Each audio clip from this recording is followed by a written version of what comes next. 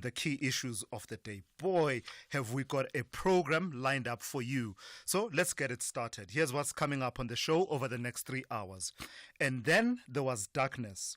The power utility, Eskom, its nearly a year streak without resorting to rolling power outages was dented even further this past weekend when it had to implement stage 6 blackouts in the early hours of the morning yesterday. This had, of course, been preceded by the implementation of on Saturday of stage 3 load shedding, which was Eskom's second resort to rolling outages in 3 weeks. However, the utility and government insist that these are temporary setbacks and the generation recovery plan that Eskom is implementing is well on track. The Eskom CEO, Den Marokane, will join me at about 20 to 7 this morning. In our international update, we'll report on the health condition of Pope Francis. The Vatican says the Pope remains in a critical condition in hospital, but says he has not presented any further respiratory crises since Saturday. So the head of the Catholic Church, you'll know, was admitted to Rome's Gemelli Hospital on the 14th of February due to difficulty breathing and was later diagnosed with pneumonia in both lungs. The Secretary General of the Southern African Catholic Bishops' Conference, Father Hugh O'Connor, will join us at about 20 past 6 with an update on that and some reflection on the hospitalization of the Pope. Let me tell you this, all indications are that the recent reforms and countermeasures to close loopholes that could enable money laundering and terrorism financing that the country has been implementing over the last while, well, it seems they are beginning to bear fruit. The country is digging its way out of the Financial Action Task Force's grey list. And last week, the international body said South Africa now has 2 action items to address by June this year, after which a delisting could well be possible by October this year. The National Treasury Advisor Ishmael Momoniat and the Standard Bank Chief Economist Gulam Balim will join me just after 7 a.m. to reflect on that progress. South Africa trying to inch its way out of the Financial Action Task Force's grey list. So look out for those interviews at the top of 7. Then in the third hour of the show, we'll tell you this story. And I must admit, I really did not think this was possible. A mother from Windhoek in Namibia says her child may lose his left eye, due to a herpes virus infection contracted from someone with an active fever blister who kissed the toddler. Wow. The mother has detailed the experience on social media, saying the infection, which was caused by a simple kiss, has led to severe medical complications for the child. So we'll speak to an epidemiologist, Dr. Tendesai Kufa Chakeja, who is with the Center for HIV and STIs, as well as the NICD. We'll just reflect on that. It's something that I personally did not really think about too much. I know that people are a bit apprehensive about people kissing babies, particularly strangers, saying, oh, this baby is so cute, and deciding to kiss the baby. And I conceptually, I knew it was problematic, but I did not know that it could get this serious, as this mother from Windhoek in Namibia is outlining. I want to know your reflections as well on this. What do you think of people who just randomly kiss babies? I know we talk about politicians kissing babies around election campaigns, but in the true sense of the word, what do you think of people who don't think much about just, kissing a baby on the lips, on the cheeks, and things like those? It seems that there are deeper health-related concerns. I just thought, don't do it. It's not your child.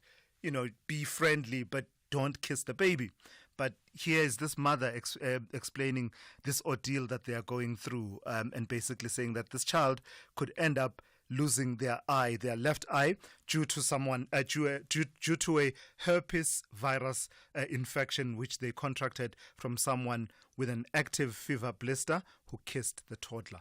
Want to know your reflections on that story and others as well. The number to dial 086 000 2032. I'll take your WhatsApp voice notes on 061 410 4107. We have all of your regulars locked and loaded once again on this Monday morning. And Musa with your news updates every half hour. Rob Byrne with your traffic every 15 minutes or so. Zai Khan is watching your sport throughout the morning. Ndauleng Lechela has your economics, business and market news covered. Sipho Mantula with your Africa update just before 8 a.m. And as I said, we'll take your calls on 086 000 2032 and your WhatsApp voice notes on 061 410 4107. We are at SAFM Radio on all of our social media with a live stream on your YouTube on our YouTube channel, and also we are SAFM Radio on Facebook. This is SAFM. We are leading the conversations that move us. The first hour of the Monday edition of the Morning Brief starts now. Hey there. Need to know your TV license balance but don't want to wait? No sweat. Just send a quick SMS with your ID or TV license number to 44210. Remember, standard SMS rates apply. And presto, your balance pops right up anytime, anywhere. It's as easy as pie. So why procrastinate? Give it a try and get your info in a flash. T's and C's apply. Whether it is a CCMA referral, problems with a mechanic, or unfair blacklisting, Clientele legal plans are affordable, and you receive up to 670,000 rands worth of legal services per year. We cover civil, criminal, and labor-related matters. Our legal team will be your support 24 hours a day. SMS SAFM to 32195. That's SAFM to 32195. Clientele General is an authorized FSP and a licensed non-life insurer. T's and C's online. Standard rates apply. The Daily News Diary on SAFM. Hey, and good morning to you. Good morning. Happy Monday. Happy Monday. How was the weekend? It was good. Relaxed. Yeah? Same here. Same here. The word is productive on my part. I managed to get a bit of work done. That's over good. The weekend. That's good. That's I'm feeling good. better. That's good. What's leading on your bulletin this morning? Well, yesterday we heard recovery plans are underway and we are currently experiencing stage 4 load shedding. Eskom was forced to implement stage 6 load shedding in the early hours of yesterday. That was after losing 10 generating units overnight, and the Electricity and Energy Minister saying unit failures are purely technical and there's no sabotage. With the deadline for spaza shops registrations looming, there has been more than 80,000 applicants to register spaza shops, and just over 2,500 foreign nationals were approved to run spaza shops. The Minister of Cooperative Governance and Traditional Affairs, Felinkosini Tlhabisa, saying that these figures are from when applications were received in July last year to the end of June this year. The Gauteng Premier Panyaza Lesufi expected to outline his plans to deal with service delivery challenges today, and he will be delivering his State of the Province address. A total of 10 cases of hand, foot and mouth disease have been confirmed in East London, that's in the Eastern Cape, and the Buffalo City Metro saying that most of these cases have been found in primary schools and daycare centres across the metro. The affected children are between the ages of 3 and 6 years old. And in KwaZulu-Natal on Friday, the number of hand, foot and mouth disease cases reported there were standing at about 330. The Judicial Conduct Tribunal will today begin hearings into both the allegations made by the Cape Bar Council, that's together with the allegations made by 10 judges of the Western Cape High Court. In October 2020, the Judicial Service Commission resolved to establish a Judicial Conduct Tribunal, and this was to investigate 2 misconduct complaints against the Western Cape judge, Mushtaq Parker, and Parker is accused of lying under oath as well as lying by omission. In court today, I'm going to try and keep it brief to us. The 41-year-old man arrested in connection with an assault incident at Zanzu nightclub in Pretoria. He's expected to appear in the local magistrates court today, and this is after the graphic video of young men being sexually violated at the nightclub went viral. The alleged underworld kingpin, Nafiz Morek, is also expected to wrap up his evidence in chief in the Western Cape High Court today, and he, along with 14 co-accused, are facing over 100 charges, including murder, attempted murder, and running a criminal enterprise. And just lastly, the Global Business Forum for G20, that's the B20, has emphasized the importance of dealing with the priorities of the Global South, and this is in light of the current geopolitical tensions. Today, a 4-day gathering in Cape Town gets underway, where the G20 finance ministers will be discussing issues related to financial inclusion, coordinating global economic policy, and infrastructure financing, among others. So some of the stories that I will be focusing on. All right, Anne, jam-packed as always, the diary there from Anne Musa. You'll be hearing from Anne every half hour with news updates here on The Morning Brief. Thulasizwe Simelane on SAFM. It's looking like it will be a beautiful day in Johannesburg, so let's get a sense of how it's looking in the rest of the country. We have one warning that has come through from the South African Weather Service. It says it's a yellow level 1 warning. It says damaging wind resulting in difficulty in navigation at sea, expected between Cape Columbine and Cape Agulhas from around midday. The rest of your weather looks like this. Pretoria will be fine, becoming partly cloudy in the afternoon with a minimum temperature of 16 and a maximum of 32. Johannesburg, fine, becoming partly cloudy in the afternoon, 17 to 29. Mbombela will be partly cloudy, becoming cloudy in the evening, 17 to 29. Polokwane, partly cloudy, 16 to 29. Mahikeng will be partly cloudy with isolated showers and thunder showers, 20 to 33. Bloemfontein will be partly cloudy with isolated showers and thunder showers, 21 to 36. Kimberley will be partly cloudy with scattered showers and thunder showers, 23 to 38. Uppington, partly cloudy with isolated showers and thunder showers, 23 to 41. Cape Town will be partly cloudy, becoming cloudy by the afternoon, 19 to 26. George, cloudy with scattered showers and rain with a minimum of 19 and a maximum of 23. Gqeberha will be cloudy with scattered showers and rain, 20 to 25. East London will be partly cloudy, becoming cloudy with isolated showers and thunder showers, 19 to 25. Durban, partly cloudy, 20 to 29. Richards Bay, partly cloudy, 21 to 30. And finally, Pietermaritzburg, morning fog, otherwise partly cloudy, 17 to 30. Worldview Update, bringing you closer to international or global news. 20 past 6 here on The Morning Brief. The Vatican says Pope Francis remains in a critical condition in hospital, but says he has not presented any further respiratory crises since Saturday. The pontiff is said to be battling a complex respiratory crisis as well as thrombocytopenia, a condition that causes low blood platelets.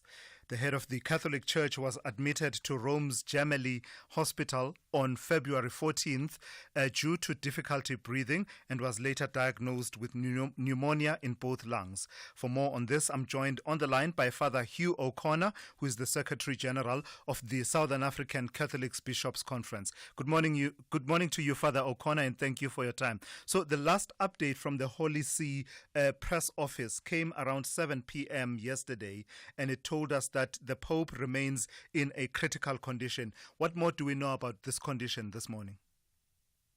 No, sorry, have to excuse my voice. There's been no further updates, which indicates that the condition remains critical but stable. And we await further news from Gemelli Hospital. Yeah. And how are Catholics here at home and elsewhere in the world, from your gauging of conversations and from the masses that are held and the services that are held and conversations that are happening, how are they receiving the news of him being ill-disposed? Look, he is not called the Holy Father for nothing. He is the head, the spiritual leader of the church. And so naturally there is deep concern for his health and his well-being.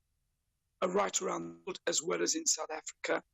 And like the rest of the world, we wait in expectation and pray for his recovery. And how significant is it to the spiritual life of Catholics that he has not been able to lead Holy Mass from St. Peter's Basilica for at least 2 weeks? No, look, those kind of public events are part of his ministry to the world. And I think there's no unnecessary anxiety that if he is not well, he should not put himself through that public ministry. And it is better that he remains in hospital and recovers. Yeah. But what about the administration of the Vatican and the Church globally?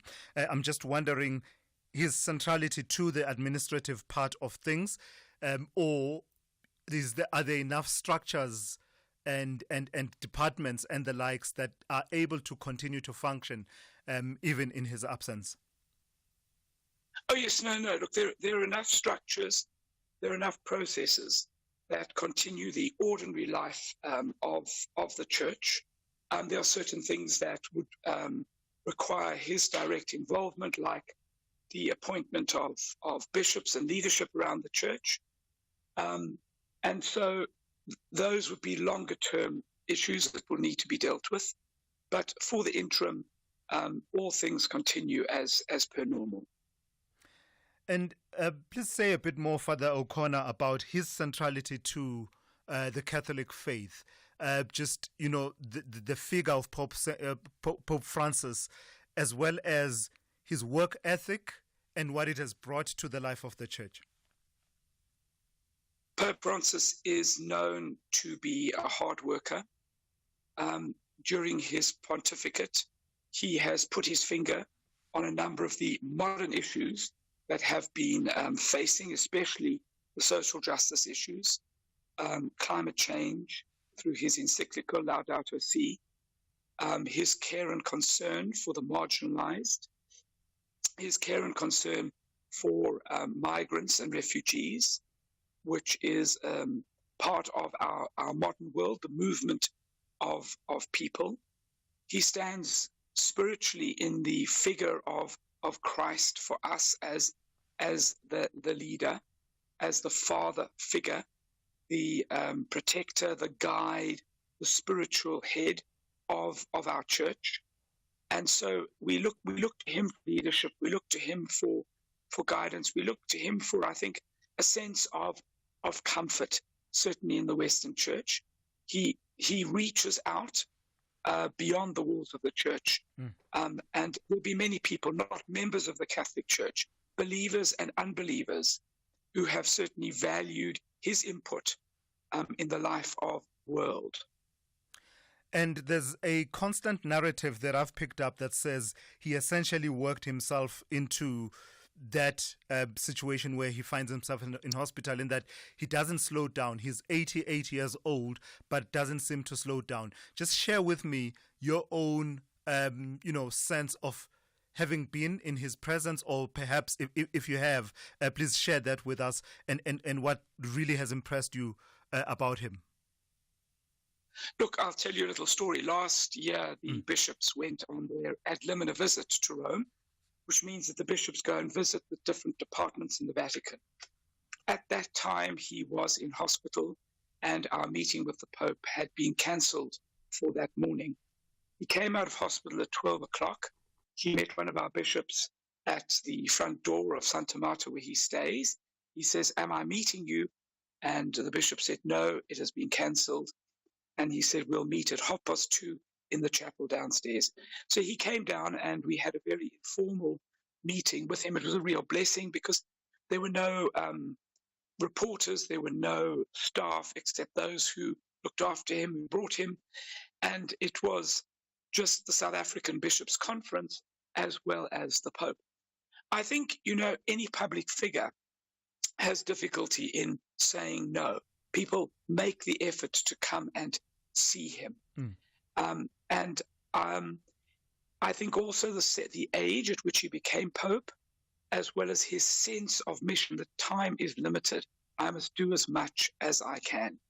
So he was not really a well man. He wasn't strong and healthy when he was made Pope, but he has given his all. He has given his all. Father O'Connor, conversations like these are difficult, particularly when you're talking about someone who's 88 years old and is becoming more and more frail by the day. But I'm wondering, to what extent do Catholics start thinking about, his own mortality and perhaps what implications would arise in an event like that? Look, I think to be realistic, and I think it would be well within Catholic thinking to accept that death is a part of life. And I think nobody wishes that upon anybody, but when that visitation of the Lord comes, he will embrace it. You lay down your life at the end. There are all the procedures. There's all the rules for a conclave, for the election of a new pope. I think that if he does recover, but however is not able to fulfill the ministry, it seems that he would seriously consider following Pope Benedict and handing in his. And this again is a brave step. It's admitting, I have been elected to do a work that is important, but I cannot fully do it. Yeah. And in this modern world, I think he would recognize that the church needs a leader that is able to lead. And lastly, Father O'Connor, let me ask you about the life of the church, the vibrancy of the church. What state is it in at the moment? Because many streams of Christianity and other religions have been reflecting on church attendance and commitment to the faith. Where's that conversation for the Catholic Church as we speak? You're breaking up. Yeah, that does seem to be a bit of a challenge. Did you get my question, Father O'Connor? Yes, I got your question. Yes, Look, please go ahead. There are many challenges facing religion, synagogues, mosques. The big adaptation to a secular age. However, secularism does provide space for religion, and diversity. All things that require community and getting together are struggling in an age where individualism is incredibly powerful. However, in our understanding, and I think that this goes right across the spiritual traditions, is in our understanding is that men and women are social beings. We need each other. And spiritually, God works with us as a people. If we look into the Hebrew Testament, the Christian Testament, God works with God's people. And so, yes, times have changed. It's more individual, God and myself. However, we have to recognize that as people that we are better together than alone. Yeah. And in this sort of phase of the world phase of society, we continue to say, this is what's important. Yeah. Being together, working together. Yeah. That's where the strength lies. Father O'Connor, I've got to thank you for your time. The line was letting us down towards the end there, but we got enough out of that conversation. That's Father Hugh O'Connor, who is the Secretary General of the Southern African Catholic Bishops' Conference. Brings us to 6:31. Let's check in with N. Musa with the latest news headlines. Good morning. Thanks to us. In the headlines, the finance track 4-day meetings of the G20 will start in Cape Town today. The meetings will take place after the unprecedented postponement of the tabling of the budget to the 12th of next month. Eskom has downgraded its rolling blackouts from stage 6 to stage 4. For the second time this year, South Africa has been plunged into unexpected darkness, and the process of evacuating the injured South African soldiers from the eastern DRC will start this week. It is not clear how many of them will be brought back to the country. I'll have details on these and other stories at 7. SAFM, guiding you through the rush hour traffic. We started Pretoria with a crash sheet. In fact, there might be two crashes coming out of Soshanguve just before the Hebron Road. So the R80 Mopani Highway, as you leave Shosh heading down through sort of Hebron towards XX, is already queuing up.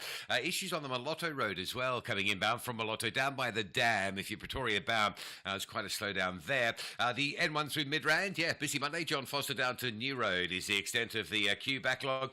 And if you're coming into the Joburg area from the Vaal, there's a breakdown on the R59 North before Henley Drive. So that's your first problem. And then there's a crash a little bit further up before Swat Copies Road. So it looks like a busy R59 between the Vaal and Joburg today.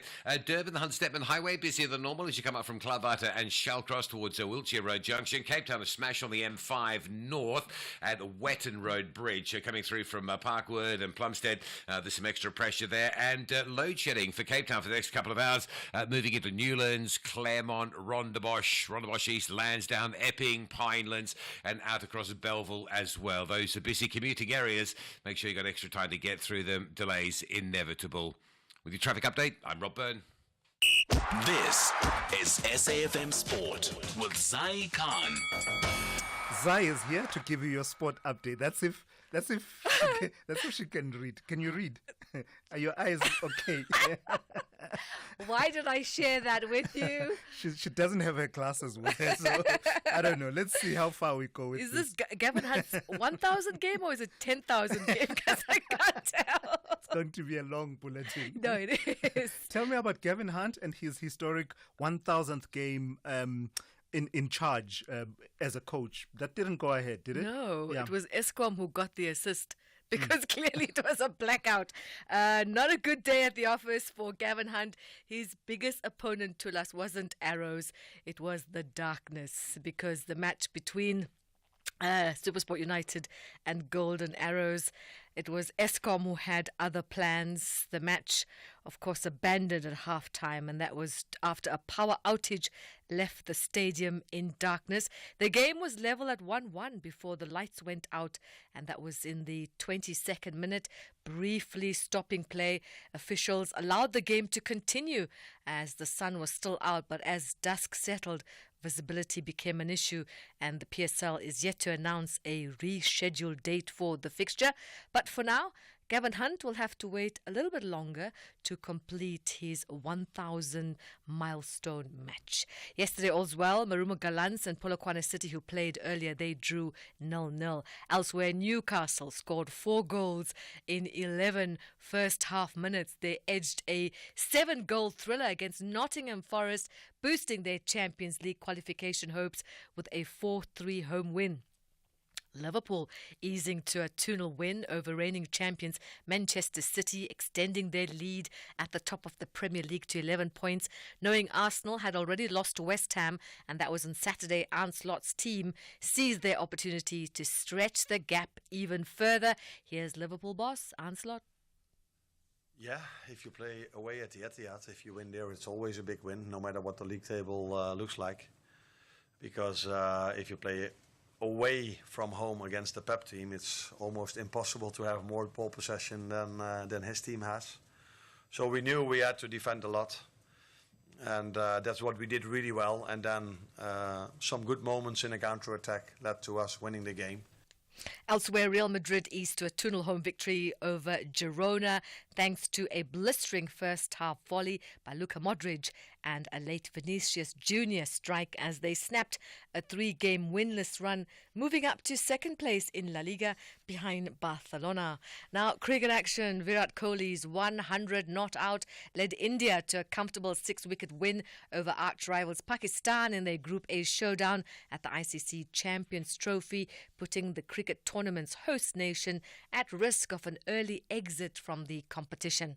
And finally, golf. South Africa's Jacques Kruiswijk fought off the challenge of England's John Parry to claim his first DP World Tour title at the 2025 Magical Kenya Open. He finished the tournament on 18 under par to secure a 2-shot victory. That's a wrap of your sport. We'll be above par. That's at the top of the hour. I'm Zai Khan. The Business Update on SAFM. Good morning to you, Ntaoleng. Morning, Thulas. Have a good weekend? It was okay. It was okay. I mean, besides the load shedding, it was all Nothing to good. write home about. Nah. Well, the people at Nissan will have a Monday not worth writing home about. They'll be quite in a mood this morning, with Moody's downgrading them. I like that. I like that a lot. And now when it really pours at Nissan, and Moody's Ratings has downgraded its credit rating, citing a weak and worsening outlook for the Japanese car maker's credit profile. Now, the rating was cut by one notch to junk status, with a negative outlook due to factors including risks associated with Nissan's new restructuring plan, the need to renew its aging product range, and uncertainty surrounding global trade policies. Now, Nissan is currently implementing a turnaround plan, which includes cutting its workforce by 9,000 and reducing global manufacturing capacity by 20%. But Moody's expects the company's free cash flow to remain negative for the foreseeable future. This downgrade comes after S&P Global Ratings cut Nissan's credit outlook to negative last month. And Nissan recently ended merger talks with Honda, adding to the uncertainty surrounding the company's future. Despite the challenges, Moody's noted that Nissan has sufficient cash holdings to cover its negative free cash flow and debt maturities for the next 12 months.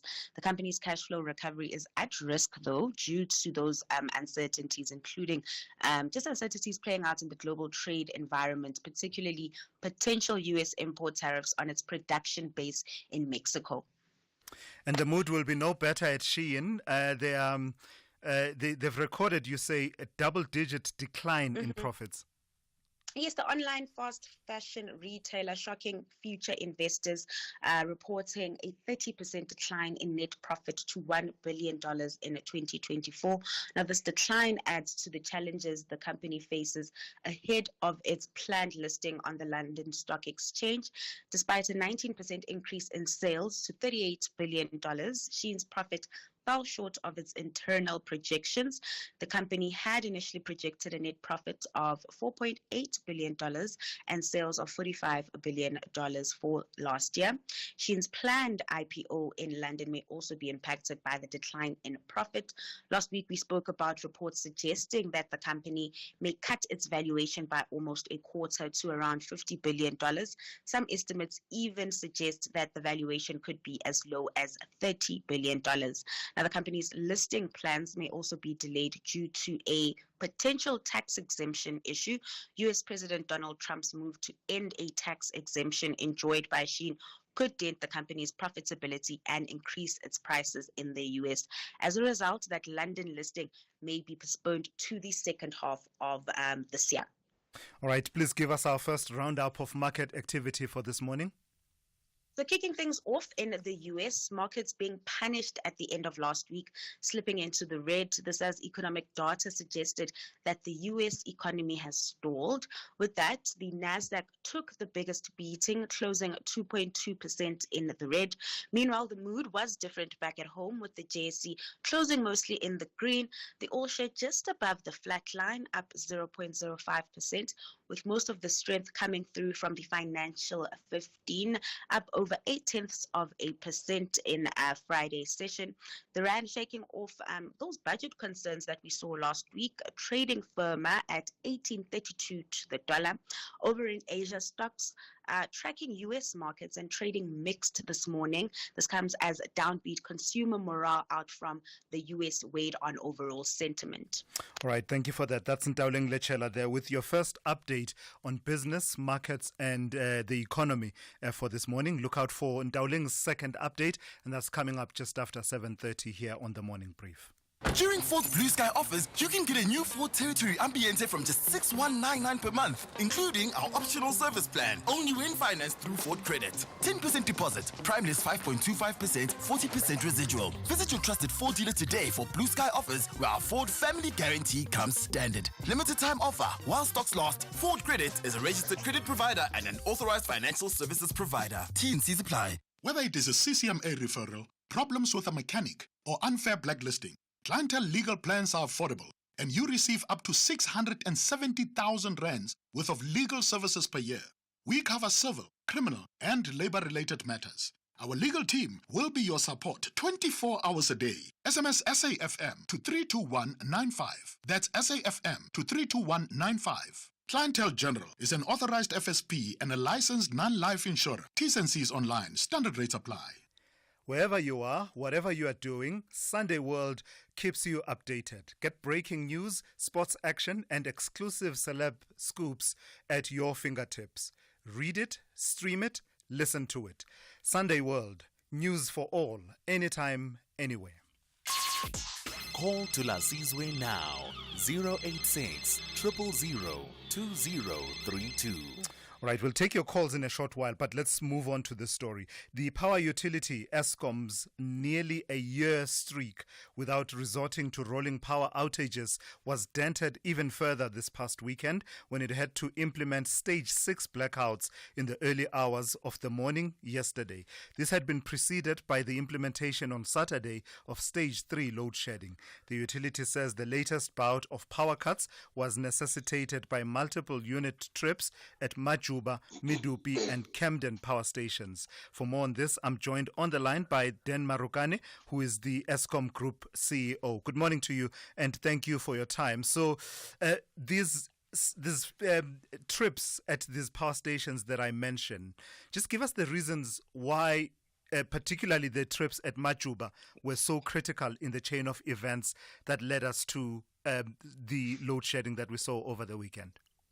Good morning, Thulasizwe, and good morning to your listeners at home. First of all, let me just get back to a point that we made as we continued on our generation recovery plan. And that point was that we have really made some strides in as far as the availability of the unit station of the stations are concerned, as evidenced by the improvement in the EAF, energy availability factor. But we also indicated that we now needed to start focusing on reliability or the elimination of unreliability, which we measure by the number of trips that units experiences. So when we have a unit that trips, generally because of our high availability, we are able to absorb that little blip in the system because we have got capacity elsewhere. But when you have multiple unit trips, you have a lot of capacity being taken out at very short notice that does not allow you and your system to really recover from it, which is what happened at Majuba on Saturday afternoon. When that happened, we had about 5 units taken out of the system within a few minutes of each other. And that necessitated that we implement stage 3 load shedding to protect the network, the system overall. And later that evening, in the early hours of the morning, just before 1 o'clock, we had an unrelated multiple unit trip at Camden that exacerbated the situation, requiring us to respond even faster and get to stage 6 load shedding. This was important to protect the grid, as we've always said.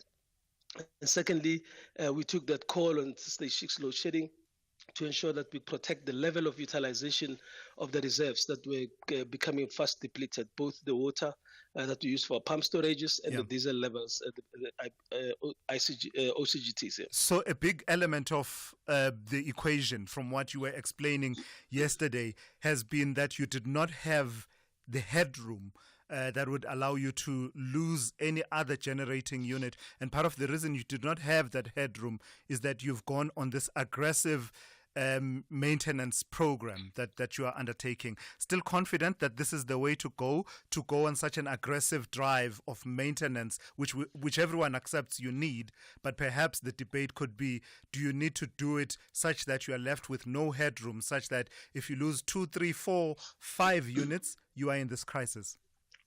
Well, maybe aggressive is too aggressive. What we need to do, say, perhaps is intense maintenance period. We've always maintained higher levels of maintenance during the summer window. This allows us to be ready with our units when the demand is quite high in the winter months. Remember, we are in the middle or still in execution of our generation recovery plan. We have a lot of maintenance to catch up. And we had said that we are going to use the 2-year period from April 2023 to really catch up on maintenance and get the units to the right level.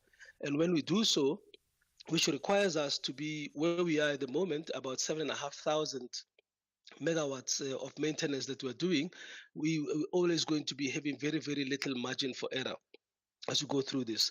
A unit trip here and there, you can accommodate multiple unit trips at 2 stations, which is an anomaly, becomes very difficult to recover from. And this, unfortunately, is what we have gone through this weekend.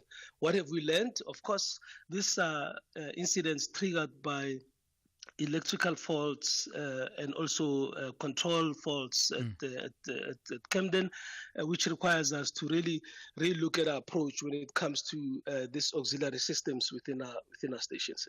And we'll be doing exactly that this week. What's the prognosis? At what point can we say that, barring something unexpected, an outlier event, in the words of the minister, we should not be experiencing any load shedding going forward? We go back to our messaging. We have said that we needed to continue to do our maintenance to a level where EAF remains above 60%, closer to 70%, 1. 2, that we needed to bring additional new capacity into the system. And at the time, we're talking about the return of Quebec Unit 2 from the life extension, which has happened in December, the synchronization to the grid of the new capacity of Kusile Unit 6, which is now imminent in the next 2 weeks, and also the return of the unit that was damaged at Medupi 3 years ago, Unit 4, which will also be coming through late in March, early April. When this additional capacity is in the system, it will allow us the flexibility to absorb shocks of this nature going forward. So when we get to a point of around April or so, with all of this in the system, maintenance done, we should be in a space where we have much more room to absorb this kind of shocks. What's important is that the maintenance level will have to be and remain to be at the level that it is now and of a quality that it is. We have to focus on the elimination of unreliability with respect to unit trips, especially multi-unit trips, and then also bring this additional capacity. All right, I've got to thank you for your time this morning. That's Dan Marokane, who is the Eskom Group Chief Executive Officer.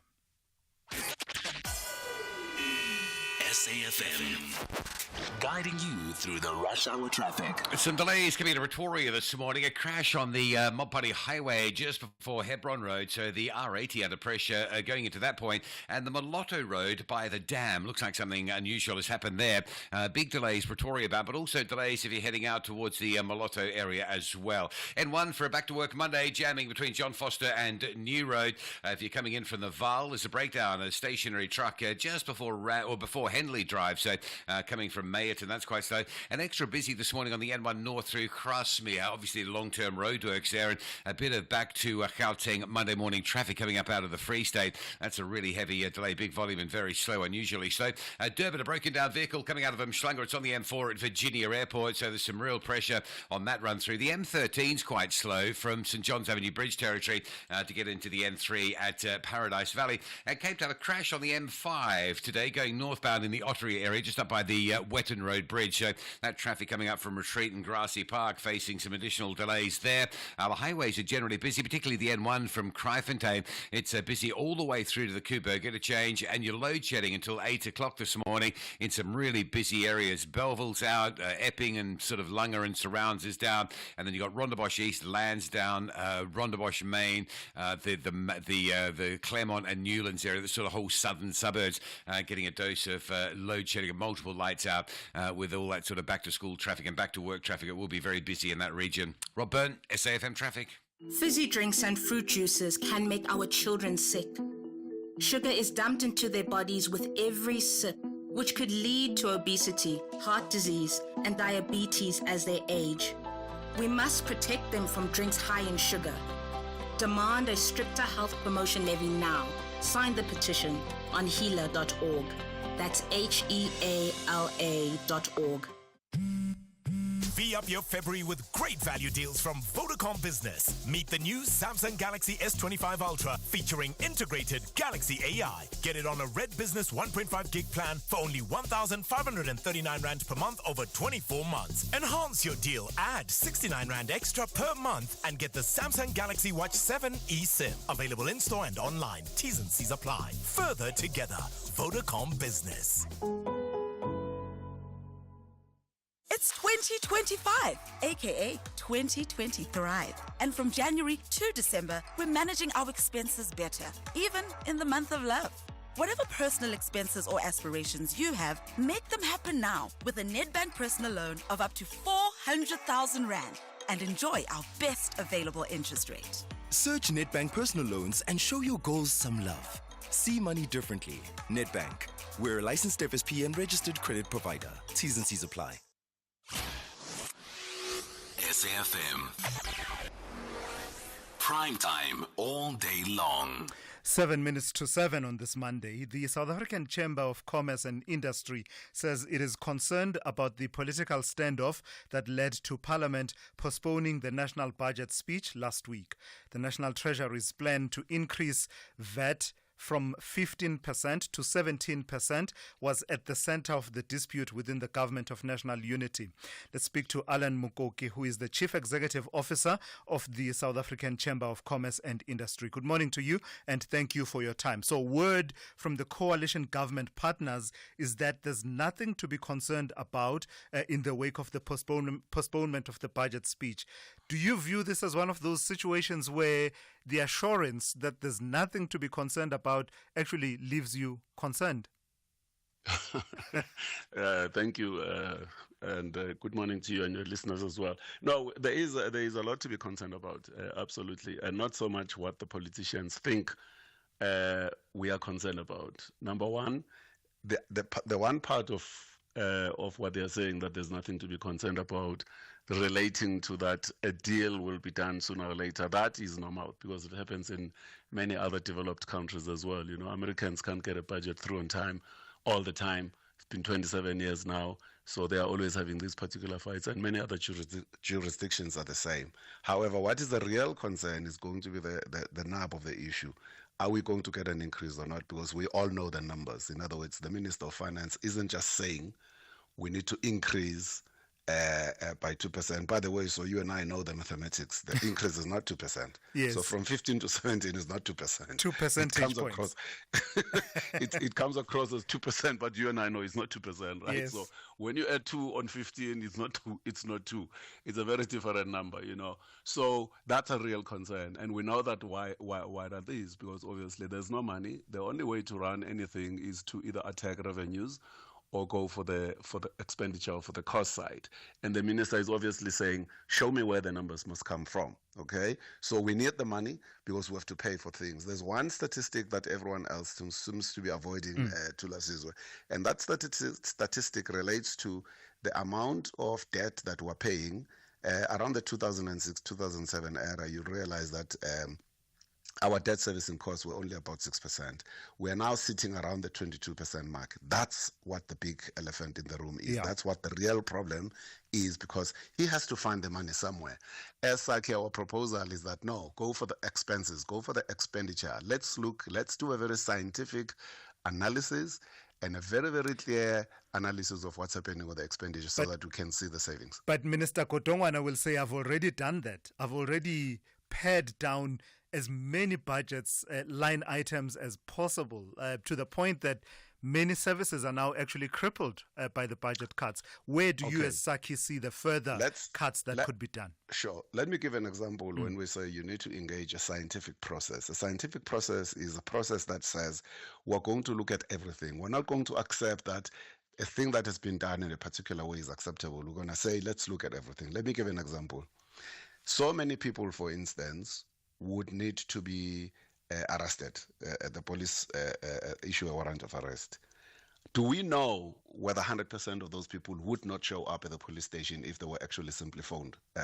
Just call the person and say, got a warrant for your arrest, you need to show up. Why is it that we assume that the police van must come out of the police station, consume that level of diesel, run around all over the country looking for someone who ordinarily would have come? What would have happened is just call the person, let's give you 24 hours to show up. You don't show up, maybe then we can go look for you.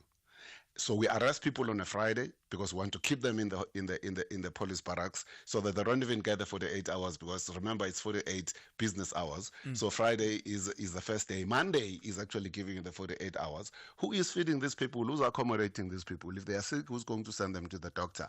The state pays for all of that, That's the type of granularity that we're looking for. I see. Let's appoint a very serious organization that's going to look at each and every piece of a cost that we incur, including just who's spending water on what. If you go out, when we say government, we don't mean national. If you go out of the streets, you see there's a burst pipe. How long does it take the local government to arrive there? If you see a pothole that starts with a pothole that is very small, cup size, if you don't fix it, it ends up being a very, very big thing. It's costing you more money, just that particular part. So those are the things that we need to be able to emphasize, the small little detail that gives us the big results. It sounds to me like that's something that's more medium to long term than it would be short term wins where you can realize proper savings. No, it can be short term. It's less yeah. than a year. I mean, if you go and investigate how the police do their work, and we work with the courts, and we try and see who are all these people who are coming into the police station during the COVID years, when the former police commissioner here in Gauteng, Elias Mawela, was there. He gives me a call. He says, CEO, listen, I'm very worried about the number of people who are coming into our police stations, because a lot of those people tend to be people who are coming there to certify documents. Why are you not talking to your members that they don't need to certify documents for people who have not yet been employed? Employ the person first and then certify later, so I can get rid of all these people in my police stations. Those are the kinds of things that are immediate. So efficiency is not something that requires. It's efficiencies that we need to go look for, and without sacrificing on the service itself. Right? I take it then you'd be in agreement with the SARS commissioner that actually, rather than increasing taxes, increase my unit's efficiency and ability to collect, by his estimation, some 800 billion rand in uncollected taxes. Well, we're saying that independently, not necessarily because we support what he's saying, because we don't know what his argument is. But we are making an independent argument that says we need to look at efficiencies, we need to look at the savings that we can actually get before we think about increases. And we're not necessarily saying we're opposed permanently to an increase. We're saying that the economic performance at this particular point in time with high unemployment is not an appropriate thing to do, because it would worsen the economic performance, it would worsen the unemployment rate. That's what we're saying. So it's not an issue of, in principle, you'll never, ever increase. Well, of course, if we're at 5% unemployment and the economy is doing well, is humming at 5-7% year on year, and you say, I want another additional 2 points on the 15, of course, no one will argue against that. But there's no time right now to be able to do something like that. So we need to get in there and do the work significantly and seriously to look at where exactly are we wasting the money. We're not only looking at the fat and the wastage, right, by the way, not at the service itself. Lastly, the other strand of your argument has to do with perceptions of instability. And you're saying that this affects business and investor confidence in relation to the events of last week. Tell me a bit more about that. Well, that is very true, because sometimes as South Africans, we tend to assume that our problems are unique, that only we have this particular issue. As I said earlier on, budgets get to be postponed and not met on time. Many jurisdictions, the United States, 27 years, they've never been able to actually get the budget in on time.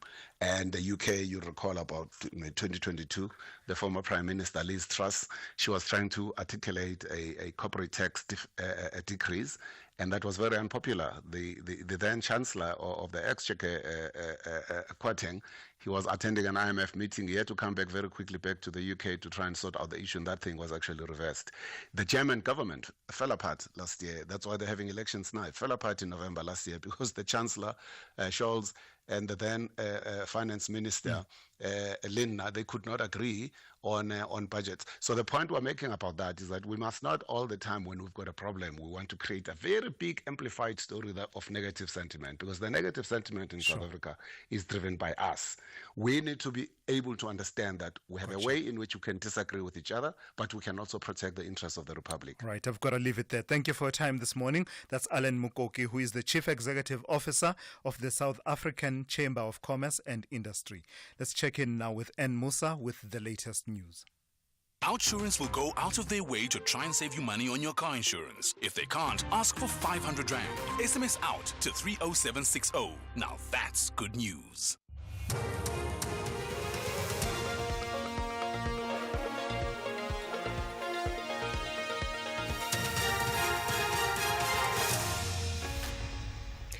In our top stories, G20 finance track meeting kicks off today and Eskom reduces load shedding to stage 4. Good morning. The finance track 4-day meetings of the G20 will start in Cape Town today. The meetings will take place after the unprecedented postponement of the tabling of the budget to the 12th of next month. The postponement has raised concerns over the stability of the government of national unity.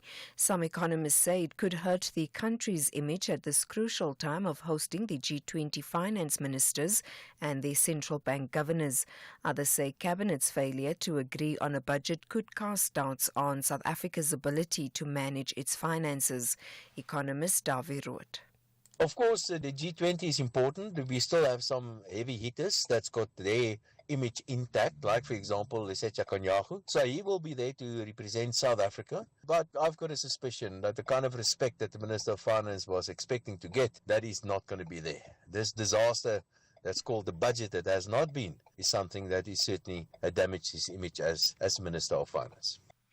Eskom has downgraded its rolling blackouts from stage 6 to stage 4 for the second time this year. South Africa has been plunged into unexpected darkness. This after Eskom announced the return of rolling blackouts last weekend. The rolling blackout started with stage 3 but quickly escalated to stage 6. The Electricity and Energy Minister, Hosian Suramakgopa, has conceded that the current rolling blackouts are unacceptable, but says they are necessary to protect the grid. The power utility has attributed this to the failure of 10 units at 3 of its power stations. Ramakgopa says although the generation recovery plan is aggressive, it is the best option. He addressed the media in Pretoria yesterday. I'll prefer to say maybe the headroom that you have created as a result of being a bit more aggressive on maintenance did not give us the opportunity to maneuver in an event that you have a cluster of units failing. What is the option of not going this route? There's a downside of taking the route that you are taking. That downside is that once you have a cluster of units failing, you don't have sufficient headroom for you to accommodate or absorb those failures. Residents of Randfontein in Western Johannesburg are hoping that the Gauteng Premier Panyaza Lesufi will outline plans to improve the delivery of basic services. Residents are facing challenges with the supply of water and electricity. Lesufi is expected to deliver his State of the Province address today. These are the expectations of some residents. We have been struggling to get access to normal water supply since November. The roads have potholes and sewage running down the street in some parts of Randfontein. Since it's SOPA, my plea to the Premier is to accelerate service delivery programs. Electricity is a problem. We struggle to get people from the municipality to come to unblock the drains. We don't have a police station that is working right now in our ward. The process of evacuating the injured South African soldiers from the eastern DRC will start this week. It's not clear how many of them will be brought back to the country. Last month, 14 SNDF members were killed in fighting between the M23 rebels and the Congolese military. Sophie Mukwena reports. The process of bringing the injured members of the South African National Defence Force has been a difficult one. The M23 group is insisting that the only route that will be cleared for the evacuation will be through the Rwandan border. South Africa was not keen to go through Rwanda, fearing humiliation by the Rwandan forces. The United Nations will be responsible for this process, and it is not clear how many soldiers will leave Goma when evacuation starts. And finally, the Vatican says Pope Francis remains in a critical condition. In its latest update, the Vatican says the pontiff has not had any further respiratory attacks. He has spent a 10th night in hospital in Rome where he is being treated for double pneumonia. The BBC's Sarah Rainsford reports. This was a Sunday Mass that Pope Francis had plans to say, one of the big events in a Jubilee year for the Church. But he is now critically ill. He's asked the Vatican to be open about that. Inside St. Peter's, the Archbishop said those gathered felt the Pope's presence with them. But all in the Church know that this is serious. Francis is 88 and he was frail even before he got pneumonia. Now he's developed a kidney problem too. Recapping the top story, the finance track 4-day meetings of the G20 will start in Cape Town today. The meetings will take place after the unprecedented postponement of the tabling of the budget to the 12th of next month. For SAFM News, I am Anne Musa. Those were the top stories for this hour. Don't miss out on a possible car insurance saving. SMS out to 30754 for a quote. Outsurance, where you always get something out. This month, don't just treat yourself to some chocolates. You could also treat yourself to some great car insurance savings. Get a quote, and if Outsurance can't beat your car insurance premium, ask them for 500 Rand cash. And make that 1,500 Rand cash if you've been claim-free and with the same insurer for 3 years. Get monthly savings on your car insurance or cash in your pocket. SMS out to 30754. That's out to 30754. With Outsurance, you always get something out. A licensed insurer and FSP. T's and C's online. SAFM, guiding you through the rush hour traffic. Crash on Joburg's N1 North. This is just after 14th Avenue up to Bayers Nordia. So if you're arriving up to Randburg from Soweto, there's a bit of queuing pressure there. The R59 truck stuck before you get to Henley Drive, still backlogging traffic up from Mayerton on your way through to Joburg this morning. Crash on the Mopani Highway before Hebron, still causing a backlog. The Molotto Road in passing the dam towards Pretoria, big backlogs there as well today. Durban, the M4, Ruth first, the breakdown at Virginia Airport, so extra delays come out of Mshlanga. Mshlanga Rocks Drive looks busier than normal as well, so your two big routes out of the Mshlanga area towards Durban really are under pressure. M7 is very heavy again, Hunt-Stepman Highway all the way up towards St John's Avenue Bridge territory, and Cape Town very busy there as well. The N1's got traffic basically from Kraaifontein right through to the Cooper Interchange. Plenty of delays coming up. The M5, a crash just by the Wetton Road Bridge a little bit earlier this morning, causing a big queue out of Retreat and Grassy Park area, and the M3 is backlogging beyond Constantia, almost back as far as Tokai. From there all the way up to Paradise Road, there is some load shedding as you come off the M3 in the Newlands and Rondebosch Claremont areas. Rob Byrne, SAFM Traffic. A very good morning to you in your SFM sports headlines. It's rugby. The Blitzboks, they fight hard but fall short in the Vancouver Sevens final. And Athletics South Africa chairperson of road running, Enoch Skosana, is urging corporate companies to invest in South Africa's marathon team. Let's find out more at around 7:30.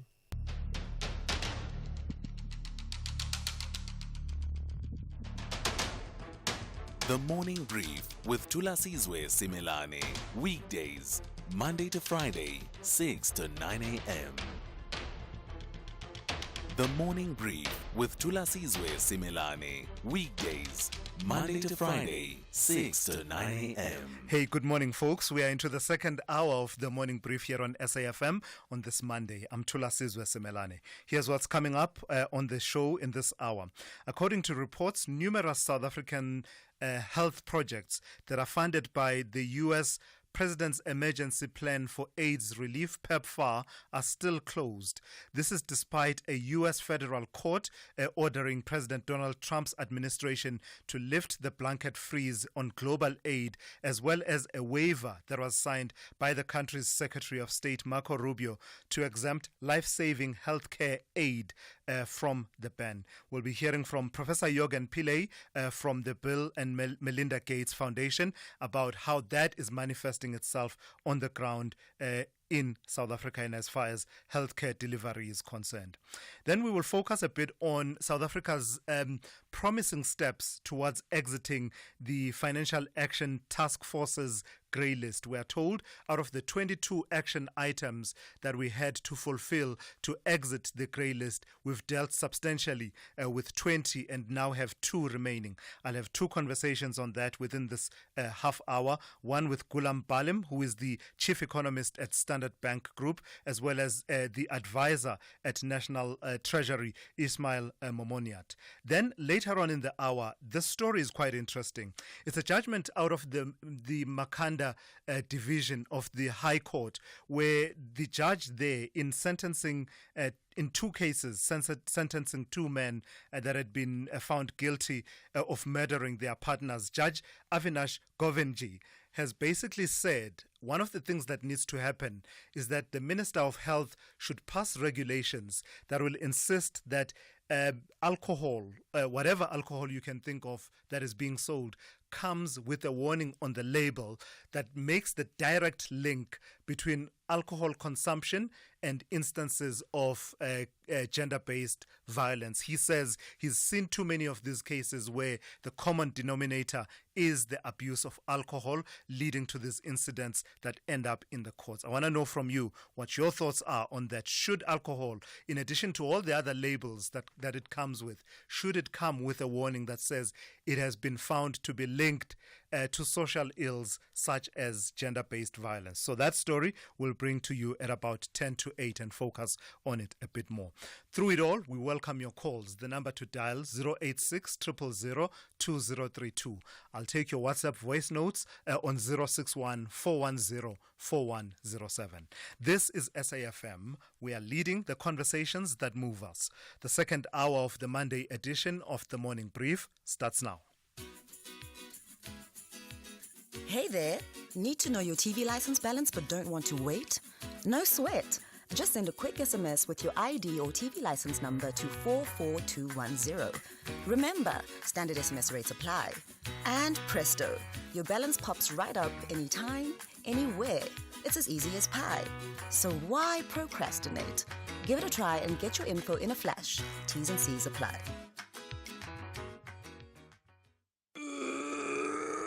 Honey, what are you doing? I'm stretching for tonight. I thought you're not dancing at bachelorette parties anymore. Baby, we need the money to put Johnny through matric mos. And what's the police uniform for? The clients feel safer when I wear it. No, man, just sell your bucky to We Buy Cars. They give the best prices and they pay you within minutes. Okay, but can I just go and dance one more time, please? You know how much I love it. No, the buyer's already on his way here. Wow, okay. Strapped for cash? Just sell your vehicle to We Buy Cars. The easiest way to sell your car by far. Whether it is a CCMA referral, problems with a mechanic, or unfair blacklisting, clientele legal plans are affordable, and you receive up to 670,000 rands worth of legal services per year. We cover civil, criminal, and labor-related matters. Our legal team will be your support 24 hours a day. SMS SAFM to 32195. That's SAFM to 32195. Clientele General is an authorized FSP and a licensed non-life insurer. T's and C's online. Standard rates apply. Who says talking never solves anything? SAFM, leading the conversations that move us. It's 7:15 on this Monday. Let's start this hour with this story. According to a report by Roundup, numerous South African health projects funded by the U.S. President's Emergency Plan for AIDS Relief, PEPFAR, are still closed. This is despite a U.S. federal court judgment which ordered President Donald Trump's administration to lift the blanket freeze on global aid, as well as a waiver that was signed by the country's Secretary of State, Marco Rubio, to exempt life-saving healthcare aid from the ban. Let's speak now to Professor Yogan Pillay, who is the Director for HIV and TB Delivery at the Bill and Melinda Gates Foundation, for an insight into how it's playing itself out locally. Good morning to you, Prof. Thank you for your time. I read that report by Roundup. It gives instances and particular instances where specific institutions that deliver healthcare, particularly to vulnerable groups, such as those in the LGBTQI community, as well as sex workers, continue to remain closed. But from your experience, how is this ban and the waiver being implemented in South Africa, if at all? Silas, thanks very much, and good morning to everyone. Yes, the waiver does exclude some aspects of programming that were in place before the waiver was instituted and before the work stoppages were instituted. So, for example, on prevention of HIV, the PrEP program, the only inclusion in the waiver is prevention of mother-to-child transmission. All other prevention activities are not included in the waiver. So this includes, of course, provision of PrEP to the LGBTI community. And hence, those services have not recommenced. So the obvious consequence of that is that the PEPFAR implementing partners, the NGOs that are contracted by PEPFAR to provide these services, can no longer provide these services, which means that government has to take over these services until further notice, until things change. So that's the reason why these particular services have not recommenced. The other services that are included in the waiver have restarted with the Centers for Disease Control funded projects, starting earlier than those funded through US aid. So that's currently the situation. Sure, that's an important nuance, Professor Pillay, because we've not really in the past gone to that level of detail. So are you saying to me, of all of the counter-HIV AIDS programs that have been implemented over the years with the assistance of PEPFAR through the two agencies, CDC as well as USAID, of all of those, only the prevention of mother-to-child transmission is covered by the waiver? On prevention. Yeah. On the treatment side, the provision of life-saving treatment, everyone is covered. There's no exclusion on the treatment side. There are exclusions, however, on the prevention side. I see. So on the treatment side then, what's the level of resumption now that we have this waiver in place? Again, I think most of the CDC-funded projects have recommenced. The USAID projects have started to come on stream again, but much more slowly. And the reason for that largely is, because of the shortage of personnel in Washington, D.C., in the USAID headquarters. Now, we are expecting that the USAID projects also come on stream in the next few weeks. How concerned are you? The key issue, though, Thulas, is, that these are South Africans. They need to be taken care of by the South African government. And the South African government needs to ensure that there are no gaps in the treatment program, equally no gaps in the prevention program. So it's very important for provinces, the departments of health at provincial level in particular, to kind of step in and ensure that there is continuity of care, both on the treatment side as well as critically on the prevention side. Is it your sense that that is happening, knowing that how critical it is to stay consistent, for instance, on treatment? Is it your sense that the South African government is stepping in that gap that has been left by this freeze of aid? Yeah, no, absolutely. The department has put out a circular to provinces suggesting what the provinces need to do, the provincial departments of health need to do as a matter of urgency to ensure that there is continuity of care. Both for those that are on treatment and those that need access to prophylaxis to prevent them from acquiring HIV. All right, I've got to thank you for your time and your insights this morning. That's Professor Yogan Pillay, who is the Director for HIV and TB Delivery at the Bill and Melinda Gates Foundation. In business, a rand saved is a rand earned. And almost 100,000 businesses trust OUTsurance. We in the eye care industry, we're saving over 1,200 Rand a month. To all the business owners, you've got nothing to lose by giving OUTsurance a chance to quote on your business insurance. It's true to say that you always get something out with OUTsurance. For your business insurance, contact OUTsurance to see how much your business could save. SMS quote to 43328 for immediate cover or visit outsurance.co.za today. A licensed insurer in FSP. T's and C's online. Defending WAFCON champions are tackling Mehaladitwe in another glittering international friendly. Both nations describe their first match as the first half. Will Banyana Dr. Ellis dominate this 90 minutes, or will the beautiful flowers conquer the pitch battle? Witness the on-field grudge between Abu Makelwa, South Africa versus Lesotho on Tuesday, 25 February at 2:30 p.m. Live on SABC Sport on DTT Channel 4 and SABC 2. Also available at your fingertips on SABC Plus. Proudly brought to you by SABC Sport. For the love of the game. During Ford Blue Sky offers, you can get a new Ford Territory Ambiente from just 6,199 per month, including our optional service plan. Only when financed through Ford Credit. 10% deposit, primeless 5.25%, 40% residual. Visit your trusted Ford dealer today for Blue Sky offers, where our Ford Family Guarantee comes standard. Limited time offer while stocks last. Ford Credit is a registered credit provider and an authorized financial services provider. T&Cs apply. Thulasizwe Simelane on the Morning Brief. Weekdays, Monday to Friday, 6 to 9 a.m. 22 minutes after 7. National Treasury says South Africa is progressing towards being removed from the Financial Action Task Force's grey list by the end of the year. This comes as the country has successfully addressed and made substantial progress on action items related to its grey listing. Last week, the FATF announced that South Africa had upgraded 4 of the 6 outstanding action items, leaving only 2 unresolved, which will be tackled hopefully by June 2025.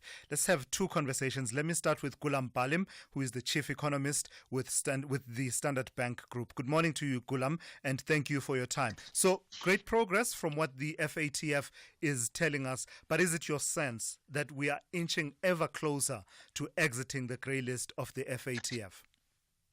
You've described it well, Thulasizwe. We're inching constructively towards conclusion in settling all 22 of the alleged shortfalls, 2 remaining, as you say.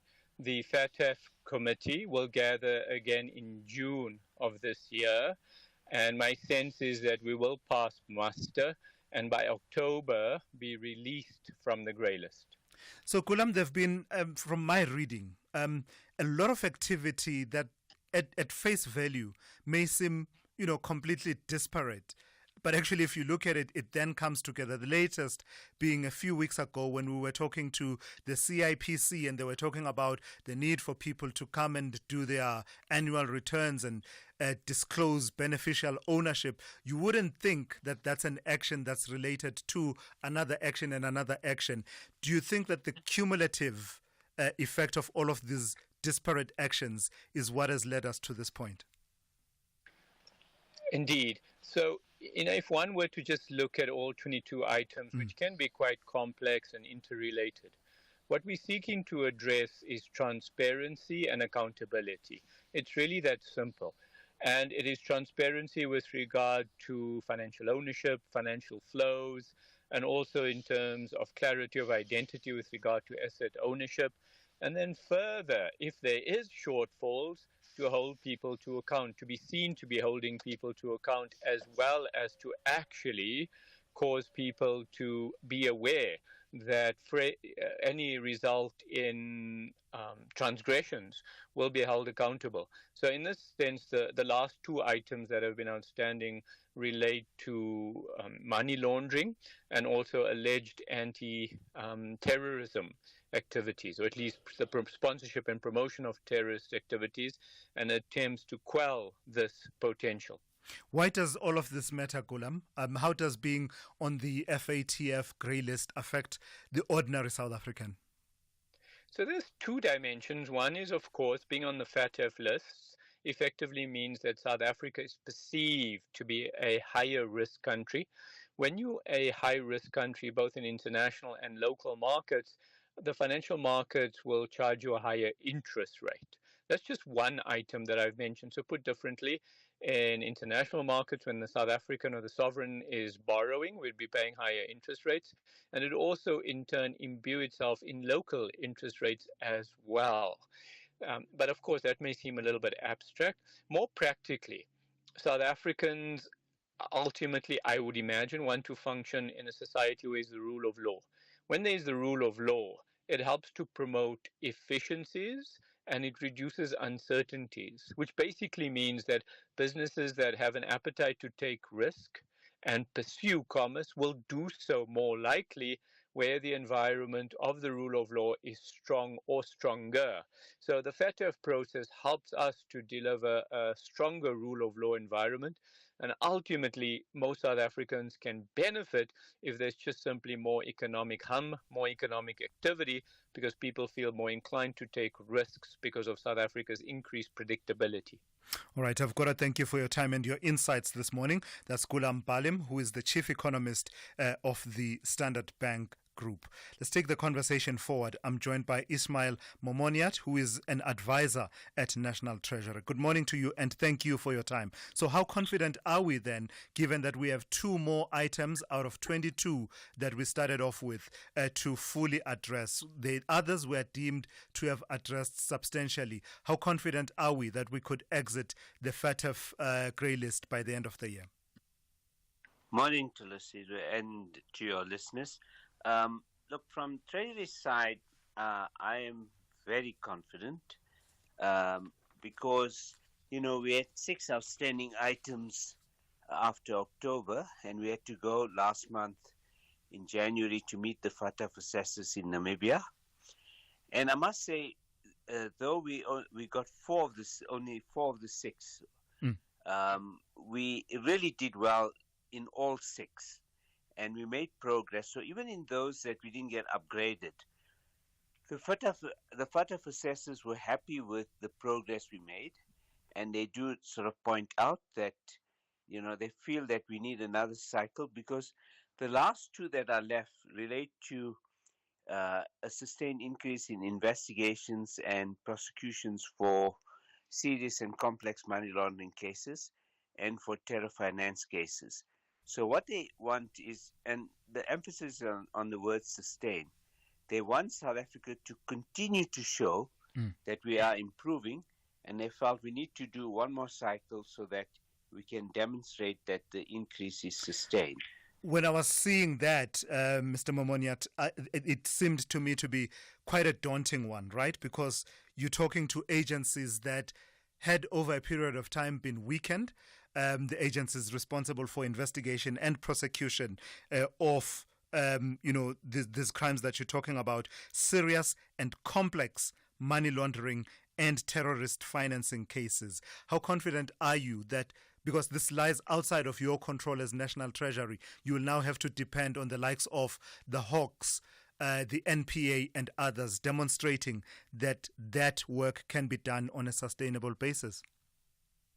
No, absolutely. I mean, the Treasury has just been coordinating all these agencies. And let me say, they've all been working really quite well. And in particular, if you look at the Hawks and the NPA, they demonstrated so much progress at the last assessment in January that I'm pretty confident that they will continue on this course. And if they continue on that course, then we will hopefully get these items, these 2 action items upgraded. We go again and we face the assessors in mid-April, and we should know by June. And if that happens, then there'll be an on-site visit in September, and then if that is successful, we should get off the grey list around just before the end of October. And I'm pretty confident that we are now on course to get off grey listing. Let me ask you the same question I asked of Gulam Balim. Why do we want to get off this list so badly? Other than, of course, the fact that it just sounds dark, grey list. Why does it matter to the ordinary South African? Why should we be off this list? Look, it does matter. I mean, for South Africa, you don't ever want to be on any bad list. And in this case, the perception that we're not being tough enough or effective enough on anti-money laundering and terror finance, that does, as Gulam Balim explained earlier, result in not just a negative perception, but it may increase the risk profile, and that leads to, as he says, higher interest rates on the cost of borrowing. But also, what it means is there's just more time spent on support documentation to complete transactions when we deal with other banks overseas. And a lot of our trade and so on is dependent on payments with banks that are not in South Africa. And those transactions, I think, we want to make sure that they're no longer subject to enhanced due diligence, but are treated as normal commercial risks only. All right, I see. Makes a lot of sense. Thank you for that. That's Ismail Momoniat, who is an advisor at the National Treasury. Let's check in now with N. Musa with the latest news headlines. Good morning. Thanks to us. In the headlines, the Judicial Conduct Tribunal tasked with investigating complaints of 10 judges of the Western Cape High Court and the Cape Bar Council against Judge Mushtaq Parker will start today. Members of the Community Policing Forum in Inanda Township in Durban say there's a surge in crime during rolling blackouts. Eskom has downgraded its rolling blackouts from stage 6 to stage 4. And the finance track 4-day meetings of the G20 will start in Cape Town today. The meetings will take place after the unprecedented postponement of the tabling of the budget to the 12th of next month. I'll have details on these and other stories at 8.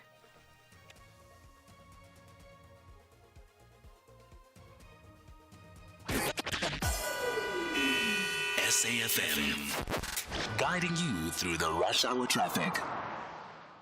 Morning load shedding have a big impact in some very busy commuting areas, always probably worse on a Monday, but this morning we're looking at some major delays around Pretoria East area, the Linwood region. Linwood's and surrounding areas have load shedding there. There's major backlogs coming in on routes like Linwood Road, on Atterbury Road. Linwood Road towards the M1 highway is particularly badly backed up. Vitameyer Street up towards the highway, and then the highway going into Hatfield. It looks like Hatfield might have a dose of load shedding, some real proper congestion there as well. N4 on Pretoria Street down into that central Hatfield area. Make sure you've got plenty of time to get through these mornings while load shedding persists. Joburg's N1 fairly slow getting up through 14th Avenue to Bayers Nordera crash there. Further up through Randburg towards Four Ways, pretty heavy in towards the Winnie Mandela off-ramp. All sorts of traffic lights down around Four Ways, including this morning Winnie Mandela and Sloane. So whenever they're down, the highway backs heavily to get onto the bridge and get off and turn to Bryanston and Sandton. Durban, the M7 stays bad between Hunstedman and St John's Avenue Bridge. A broken down truck on the M4 at Virginia Airport going south. That's still very heavy coming out of Mhlanga side this morning.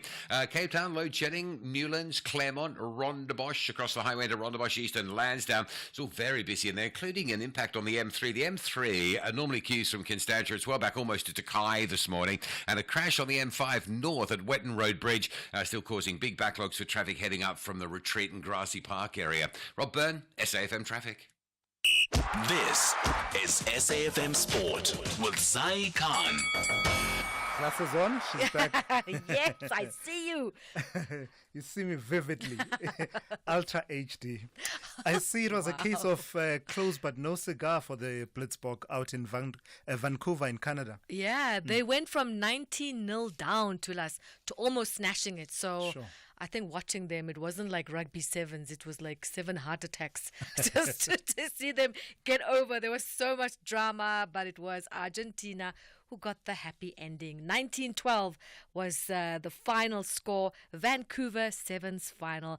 Despite a brilliant semi-final win over Fiji, the Blitzboks, they struggled in the first half of the final, trailing 12-0 at the break. Argentina then extended their lead to 19-0 after halftime before a stunning 80-meter solo try from Kuan Horn and a clinical finish from Siviwe Soyuzwapi, reigniting the Blitzboks fight back. However, the Pumas, they held firm in defense, stealing the win.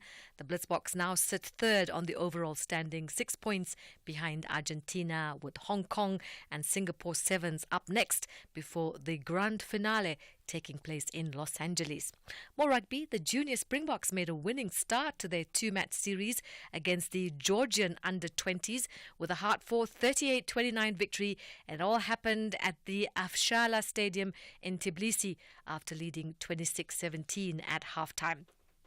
Elsewhere, France scored 11 tries to thrash Italy 73-24 in a high-scoring contest to set up a potential Six Nations decider with Grand Slam chasing Ireland. And soccer, what was meant to be a historic night for Gavin Hunt, marking his 1,000th game as PSL coach. But unfortunately, the match between SuperSport United and Golden Arrows at Lucas Moripa Stadium abandoned at half-time after a power outage left the stadium in darkness. The game level at 1-1, and the officials will now decide when the match will be rescheduled. Also yesterday, Marumo Gallants, Polokwane City, 0-0. That's the final score. Newcastle, they scored 4 goals in 11 first half minutes, edging a 7-goal thriller against Nottingham Forest. 4-3, the final score. Liverpool had a 2-0 win over reigning champions Manchester City, extending their lead at the top of the Premier League to 11 points. Cricket, Virat Kohli's 100 not out, leading India to a 6-wicket win over Pakistan in their Group A showdown at the ICC Champions Trophy. And in golf, South African Jacques Kruiswijk fought off a challenge of England's John Parry to claim his first DP World Tour title at the 2025 Magical Kenya Open. Meanwhile, Brian Campbell, he won his first ever PGA Tour title at the Mexican Open in Puerto Vallarta.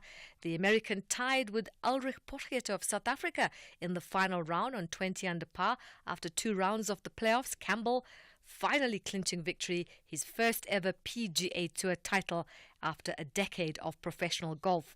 And in ladies golf, Lisa Coetzee made 2 eagles on her way to a 6 under par 66 and a 2-stroke lead in the first round of the South African Women's Amateur Stroke Play Championship. The 14-year-old from Ekurhuleni Junior came home in 29 and her 66 was 2 strokes clear of Golf RSA number 1 Kesha Lowe, with Isabella Ferreira in third on 3 under par. And finally, athletics. The chairperson of road running, Enoch Skosana, is urging corporate companies to invest in South African marathon teams.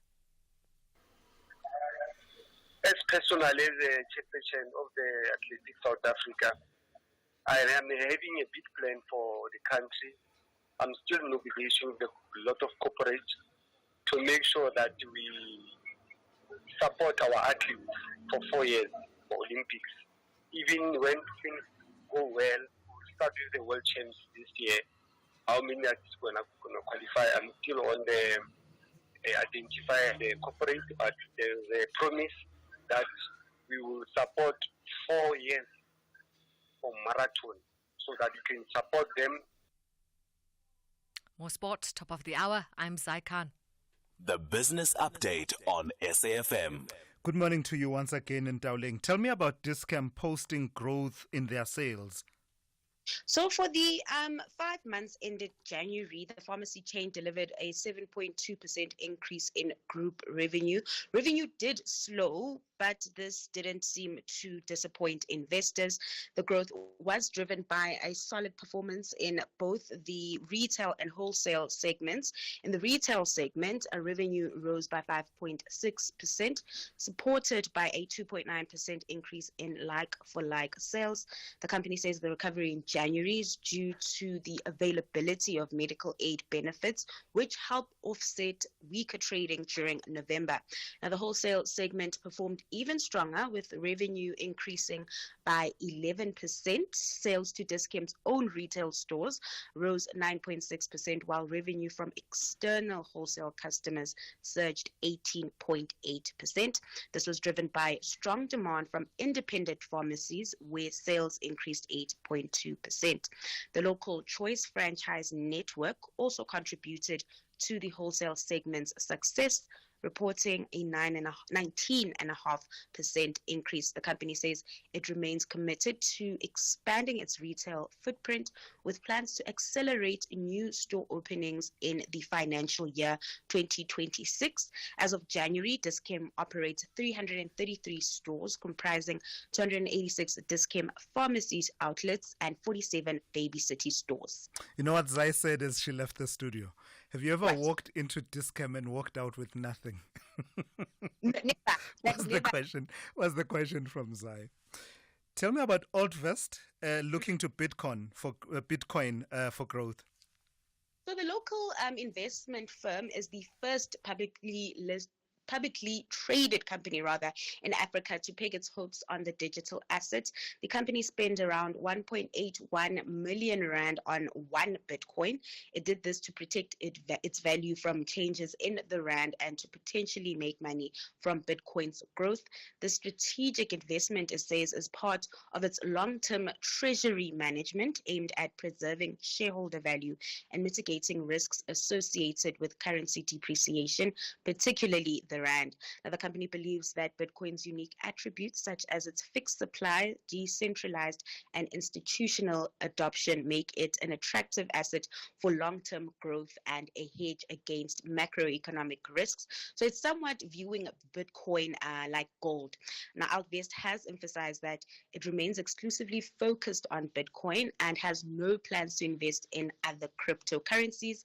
The group made its debut on the JSE last year in October, listed on the AltX, and it offers various asset classes, including private equity and property to its investors, its shareholders. All right, please give us another roundup of market activity here at home and elsewhere in the world. Kicking things off in Asia, markets still mixed, but mostly in the red. The tech rally we've been seeing seems to be running out of steam, with the Hong Kong Hang Seng down the most, losing over 0.8%. In Wall Street, stocks are in the green, reversing last week's losses. Traders on that end are eyeing Nvidia's results. Those numbers will be out on Wednesday. Then coming back home, stocks closed in the green on Friday. The JSE up a tepid 0.05%. Meanwhile, the rand starting the week stronger at 18.33 to the dollar. All right, thank you for that. That's Ntauleng Lichela. She'll be back with one more update for you, and that's coming up after 8:30, where she'll be looking forward to what kind of a day we can look forward to on this Monday. In business, a rand saved is a rand earned, and almost 100,000 businesses trust Outsurance. We're in the security industry. Every month we save 1,488 Rand with Outsurance. Just having made the switch from our previous service provider to Outsurance has allowed us to put another vehicle onto our fleet. For your business insurance, contact Outsurance to see how much your business could save. SMS quote to 43328 for immediate cover, or visit outsurance.co.za today. A licensed insurer in FSP. T's and C's online.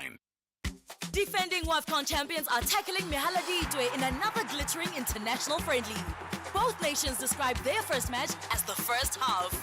Will Banyana Dr. Ellis dominate this 90 minutes, or will the beautiful flowers conquer the pitch battle? Witness the on-field grudge between Abu Makelwane, South Africa versus Lesotho on Tuesday, 25 February at 2:30 p.m. Live on SABC Sport on DTT Channel 4 and SABC 2. Also available at your fingertips on SABC Plus. Proudly brought to you by SABC Sport. For the love of the game. Africa Update on SAFM. Let's say good morning to Sipho Mantula. Raz, good morning to you. We start in Sudan. Tell me about the Rapid Support Forces, the paramilitary unit there in Sudan. What are they saying about starting a parallel government in Sudan? Refreshing morning to us and Jumbo Africa to your listeners. Indeed, to us what we saw over the weekend in Nairobi, in a private and a secret meeting that you can say to us, where the paramilitary RSF saying that they have a charter that they want to establish a parallel government. Khartoum was not happy to us because they had to engage Kenya to say, but they've used their own government buildings to launch this pact or this charter to can establish this government, which is parallel. Remember also Khartoum has been planning to have a government of even transition to us.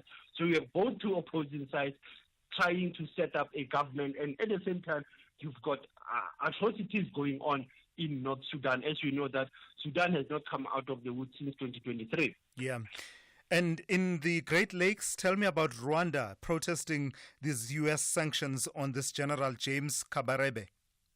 Remember, Tulas, when I did raise it on Friday, we knew that Rwanda will come out and even respond. They are saying that the sanctions against General James Kabarebe, against the Deputy Minister of International Affairs in Rwanda, it is not justified, not founded, because they feel that that will also affect the peace and stability in the Great Lakes. Remember, this guy was a former defense minister in Rwanda, was very close to Laurent Kabila at some point, Joseph Kabila. So if you look at this guy, he's a very key person, but the sanctions were not leveled against him only. You have another Lawrence Kanyuka, Kingston, who's a voice of M23, who it's also sanctioned by the US because their companies are linked with the UK and France. So when you look at how Rwanda government respond to the US, it is because this minister has been flagged out to us, and they are saying he's a man who has been at the center of this conflict for many years. And in related developments in the Congo itself, in the DRC, some domestic politics playing itself out there around President Felix Tshisekedi. He now says he will form a unity government. After so many weeks and can say months, Felix Tshisekedi moving to Germany, being quiet, not talking about the crisis in Eastern DRC. Over this weekend, he was talking to his ruling coalition, saying that I've lost the battle, but not the war, and that he will reach out to the opposition in terms of forming the government of national unity. We don't know whether we'll be in the east part of DRC, Thulas, where he will set up this government, but nothing has been raised in that meeting to say what are the operational issues that will come out of that government of national unity that Tshisekedi is planning to form in the eastern part of Rwanda. We still know that the M23 Thulas is still moving around South Kivu and North Kivu, and nothing has changed so far. Despite the UN, despite the AU have come out very strong against the M23 and calling for unilateral cessation of all hostilities. On the diplomatic front, Sipho, tell me about HH, the president of Zambia, visiting Egypt. We know that Hakainde landed in Cairo yesterday to meet with the Egyptian President Abdel Fattah el-Sisi to engage on bilateral sulas on the economic development of both countries. The visit is very important because Hakainde will be touring the newly built administrative capital for Cairo, where they are looking at their workers, they are looking at their government officials, and that's how Abdel Fattah el-Sisi is going to be showing Hakainde. They will also deal with the issues of health, education, how they will engage and looking at trade, investment, development between Zambia and Egypt. We'll get back to Lusaka tomorrow. Just landed yesterday, and it's a working day today in Cairo. Lastly then, Sipho, in your historical archives, take me back to 24 February 1988. What happened? 37 years ago, the late former President P.W. Botha amended regulations to restrict 17 anti-apartheid black organizations under Section 6 of the Public Safety Act of 1953, working with Andrian Flock to ban this organization that will include your COSATU, AZAPO, will include National Education Union, National Education Crisis Committee. These were active movements towards the late 80s and 90s, and they were banned on this day by the then apartheid government under P.W. Botha and Andrian Flock. Asante sana Thulas, leading the conversation, SAFM, observing the Black History Month. All right, thank you for that. That's Sipho Mantula there with your Africa update here on The Morning Brief. Hey neighbor, what happened to you last night? We were vibing, watching the game, and then our team scored, and the next thing you were gone. Askies, I missed the goal. You know, just before our team scored, Eskom came and then our electricity was disconnected. Yo, so much drama. What happened? We got a fine for buying electricity tokens from an illegal vendor. And then your fancy orange jumpsuit? Oh, just in case I get arrested for not paying the fine, Pela. Ungathatha chance. Buy your electricity legally. Stop buying electricity from illegal vendors and tampering with electricity meters. Whether it is a CCMA referral, problems with a mechanic, or unfair blacklisting, clientele legal plans are affordable, and you receive up to 670,000 rands worth of legal services per year. We cover civil, criminal, and labor-related matters. Our legal team will be your support 24 hours a day. SMS SAFM to 32195. That's SAFM to 32195. Clientele General is an authorized FSP and a licensed non-life insurer. T's and C's online. Standard rates apply. There's a song that goes, "Money can't buy me love." And that's true. But then they told us all you need is love, which anybody with a mortgage will tell you most certainly is not true. Love won't pay your parking tickets or your student loan. It's also needy. It requires effort, availability, constant care. But more importantly, love requires time. And while money can't buy you love, it can certainly free up some of your time. Time to spend on the things you love, with the people you love. And if you're looking, maybe even time to find the one you love. That's why, after 50 years of investing, We've learned that time is the greatest gift of all. And the good news is, if you invest early, time gives you money. And then money gives you more time to do the things you love. And don't you love that about investing? Ellen Gray, long-term investing. Ellen Gray is an authorized FSP. All right, let's talk TV licenses. Did you know that paying your TV license isn't just about legalities? It helps fund local productions and creates jobs in the entertainment industry. That means more epic dramas, exciting sports, and news that keeps us informed. So, when was the last time you checked yours? Visit tvlic.co.za and make sure you are up to date. After all, it's your screen, your story. Hashtag your screen, your story. SAFM, guiding you through the rush hour traffic. It's a very busy Monday morning. Make sure you've got plenty of time to get through it. One of the real headaches is William Mandela and Sloane. That's just the latest traffic light on William Mandela to go down. It's a pretty regular sort of outage, that one as well. And when it goes down, it really backs that traffic up coming out of four ways on William Mandela across the highway. And then the next thing that happens, the N1 South struggles to get into the bridge. The N1 North struggles to get in the bridge. So southbound from Ravonia, northbound from Randburg, very heavy. Trying to get off at William Mandela this morning. Otherwise, we've got a crash just after 14th Avenue, still causing some delays on the M1 North. The N14 heading up to Pretoria, the Krugersdorp Highway, just after the R55. Pretoria West exit stays heavy. Linwood Road, Linwood and surrounds in Pretoria, load shedding there until just after 8, so almost wrapping up. But Linwood Road is really heavily backed up towards the N1 Highway this morning. Straight down the middle of Pretoria, Paul Kruger, Capital Park is heavy. Gazina, Steve Biko's bad. SKM, Pathlali, Marabastad side pretty heavily backed as well. Durban bound on the M4, we've got this stationary truck near Virginia Airport. It's been there all morning. Very heavy backlogs coming out of Mshlanga on the M4. If you're moving up to the N2, that's not going to be any better either. An earlier crash before Kwamashu Highway has back traffic substantially coming through from Gateway from Mshlanga. And a collision on the M13 near Candela Road. So if you're coming in from Westville, extra delays through that sort of N2 construction at the bridge and then into that particular crash scene as well. Cape Town very heavy. N7 Epping through to Bosmansdam Road. The Marine Drive run really bad this morning from Sunningdale all the way through to Racecourse Road. There is some load shedding in that Tableview, Bloberg, Milnerton, Parton Island area about to hit from 8 o'clock. So that traffic is going to take a little bit longer than normal to clear through. It's also worth mentioning this crash on the M5 that happened earlier this morning at Wetton Road Bridge. Still delaying traffic quite heavily coming up from Retreat and Grassy Park side. Rob Byrne, SAFM Traffic. The Morning Brief with Thulasizwe Simelane. 6 minutes to 7. Let's turn our attention to this story that I told you about a bit earlier on. The Health Minister, Dr. Aaron Motsoaledi, says putting labels on alcohol products that warn about the link between alcohol consumption and gender-based violence would be a minor step in tackling GBV.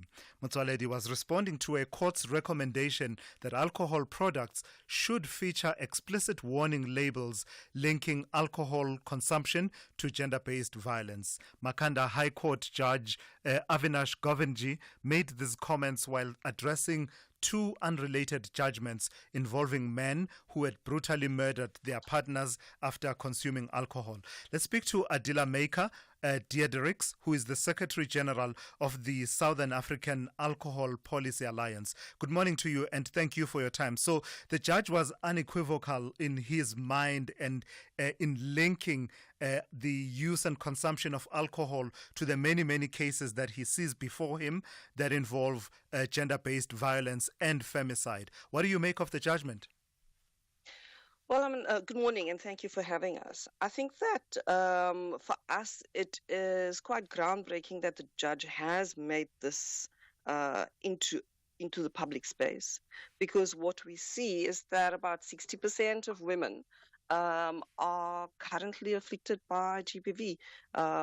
When men drink alcohol, they are 3.5 times more likely to commit GBV, and women where their partners have drunk alcohol are 6 times more likely to be at the receiving end of gender-based violence. And as you rightly say, that the femicide rate in South Africa is that 3 to 4 women die every day at the hands of their partners. And what the judge was saying is that we need an urgent public conversation, and that is what labeling will facilitate. That we currently, it seems as if we've become immune to the fact that women are experiencing this, Yeah. and that the labeling as part of a package of intervention will get us talking and serious about how we need to intervene. So very early on in his judgment, the judge sums up his sentiment about this, and I'm going to read a short quote from that judgment. It says, quote, "Low-income worker plus alcohol plus a trigger for domestic violence equals brutality plus intimate femicide. The facts of this matter rehash like a recurring nightmare the tragic equation that all too frequently summarizes the plight of women in South Africa." End quote. How do you capture that in a label on an alcoholic product? So what the judge did is he referred us back to the Act and then specifically the regulations. And one of the concerning things are that the regulations were brought in 2005. And what it said is that it needs to come into effect within a year of the regulations being passed. So what we need to do is we need to become creative. We need to find a way where we can talk about the issue around the link between alcohol and GBV. I think the quote that you've given, we're never going to be able to capture all of that. Sure. We need to acknowledge it. We just need to find the creative way of getting the conversation talking, that there's a relationship between consuming alcohol and the occurrence of GBV. But in addition to that, we need to look at what are the other complementary interventions that needs to happen. So when he talks about low-income worker, right? And it's something that we try and avoid in South Africa. Yeah. But the reality is that alcohol availability in low-income residential areas is a serious problem. We have, if you look at the landscape of South Africa, we only find alcohol outlets in low-income areas where people live. We don't find them in the suburbs where people live. And so we need the Liquor Board and the National Trade and Industry Ministry to address this issue, that we have found in our research that there's a link between the amount of alcohol outlets within a community and how that relates to how much people consume and the kind of violence and crime that people experience within those communities. And it's something that we can't avoid. It's something that SAPS knows. It's something that the Liquor Board knows. It's something that the Department of Social Development knows. It's something that the Health Ministry knows.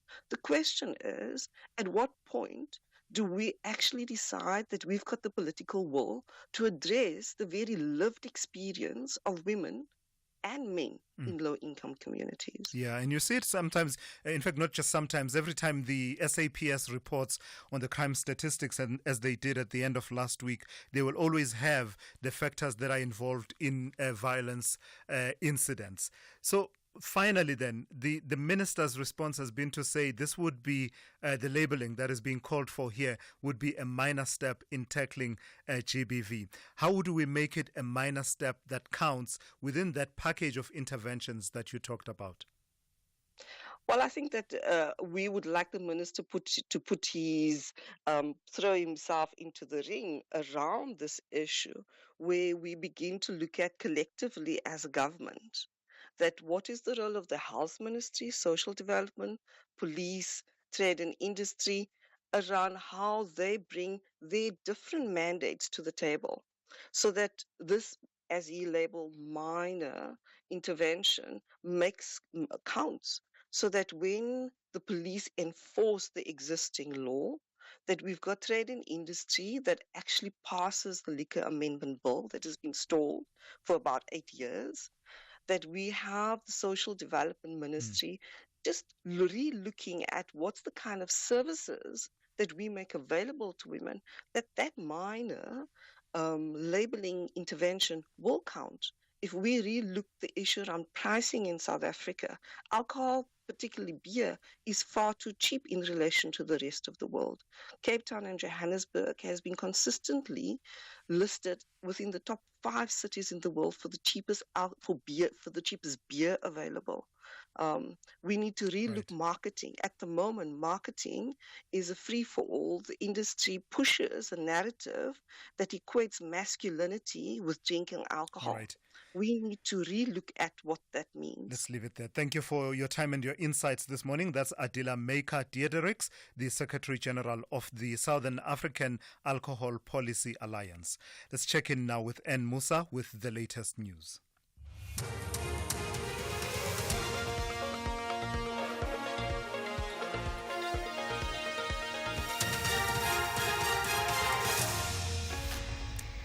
In our top stories, Judicial Conduct Tribunal of Judge Parker to get underway, and Hamas halts talks with Israel over Palestinian prisoners. Good morning. The Judicial Conduct Tribunal, tasked with investigating complaints of 10 judges of the Western Cape High Court and the Cape Bar Council against Judge Mushtaq Parker, will start today. Judge Parker is facing allegations of lying under oath and by omission. In October 2020, the Judicial Service Commission resolved to establish a Judicial Conduct Tribunal to investigate the 2 complaints of misconduct. Kenny Mapanga reports. The first complaint filed by the 10 judges of the Western Cape High Court relates to Judge Parker deposing to an affidavit which stated that he was physically assaulted, allegedly by the then Judge President John Hlophe, who has since been impeached. Judge Parker then later retracted this in a contradictory affidavit. The second complaint by the Cape Bar Council accuses Judge Parker of not disclosing relevant information in his application and at his interview to be a judge in relation to the professional affairs of his former law firm. The 43rd commemoration of the Matola raid will be held at the Freedom Park Heritage Site in Pretoria today. The commemoration relates to the apartheid government's South African Defence Force illegal entry to Mozambique, killing 15 members of the ANC, then military wing Umkhonto we Sizwe. The attack demonstrated the brutal nature of the apartheid regime and validated the UN resolution that declared apartheid a crime against humanity. The park CEO, Dr. Jane Mufumadi, says the events will begin at 10 o'clock this morning. Today also we remember the 14th of February, which was declared the Day of Friendship between Mozambique and South Africa.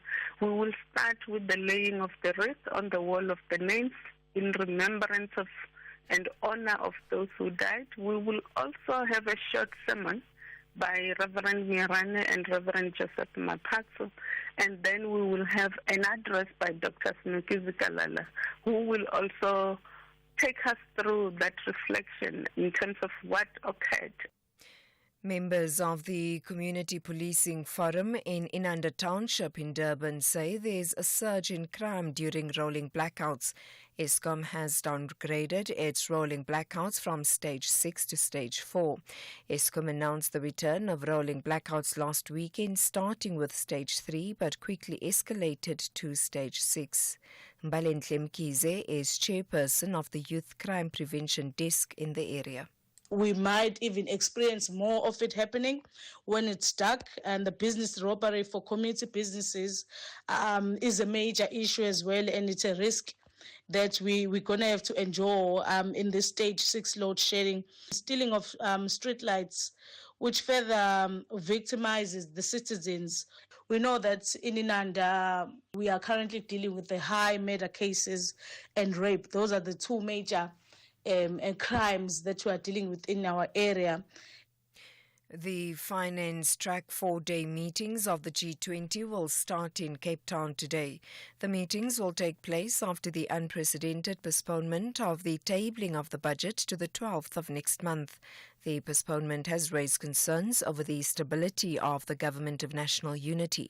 Some economists say it could hurt the country's image at this crucial time of hosting the G20 finance ministers and their central bank governors. Others say Cabinet's failure to agree on a budget could cast doubts on South Africa's ability to manage its finances. Economist Davi Rood. Of course, the G20 is important. We still have some heavy hitters that's got their image intact, like, for example, Lesetja Konyago. So he will be there to represent South Africa. But I've got a suspicion that the kind of respect that the Minister of Finance was expecting to get, that is not going to be there. This disaster that's called the budget that has not been is something that is certainly damaged his image as Minister of Finance. And finally, Hamas says it will not take part in mediated talks with Israel over the Gaza ceasefire deal unless Palestinian prisoners are freed as agreed. Israel has suspended the release of over 600 Palestinian prisoners due last Saturday. The Israeli Prime Minister Benjamin Netanyahu has warned that his country is prepared to resume fighting at any moment. The first phase of the ceasefire is due to expire early next month. Recapping the top story, the Judicial Conduct Tribunal tasked with investigating complaints of 10 judges of the Western Cape High Court and the Cape Bar Council against Judge Mushtaq Parker will start today. For SAFM News, I am Anne Musa. SAFM, guiding you through the rush hour traffic. Stays heavily backed up around the N1 highway, trying to get off at Winnie Mandela this morning. Winnie Mandela and Sloane, those lights are down. The bridge coming out of Four Ways is heavy, and that means the N1 south from Buccleuch and north from Bayers Nordeer remain heavily backed up. Highways trying to get off. The N14 onto the M1 via Bruckfontein towards John Foster's heavy. Linwood Road with a dose of load shedding this morning through the Linwood area. Very heavy delays towards the M1 highway. The M1 off-ramps to Linwood Road are under pressure. Hatfield very slow as well, getting in on the N4 Pretoria Street run this morning. I think that's probably been load shedding related as well. Durban, the M4 south, the stationary truck at Virginia Airport still there. It's very heavy coming from Umhlanga. The N2 between Sabaya and Kumashi through Umhlanga on your way to Durban stays heavy as well. Cape Town crash on the M3 inbound near Woolsack Drive. That is keeping an already heavily congested route badly backed up this morning from Constantia all the way up through Newlands, passing UCT, almost a hospital bend before you're out of that. And if you're looking for a quick way through the southern suburbs, forget that. Load shedding just wrapping up, but it's done the damage. Heavily congested routes through the Rosebank, Rondebosch, Newlands, and Claremont areas. Also, a crash going into Cape Town on the N1 just before Durban Road, pushing traffic back to the R300 and the R300 to get in queues from Old Pile Road. Rob Byrne, SAFM Traffic. A very good morning to you. In your SFM Sports Headlines cricket, the Proteas fast bowler Kagiso Rabada has warned the Proteas to brace themselves for the Aussie firepower. And in rugby, the Blitzboks, they fight hard, but they just fall short in the Vancouver Sevens final. All these sports stories and more at around 8:30.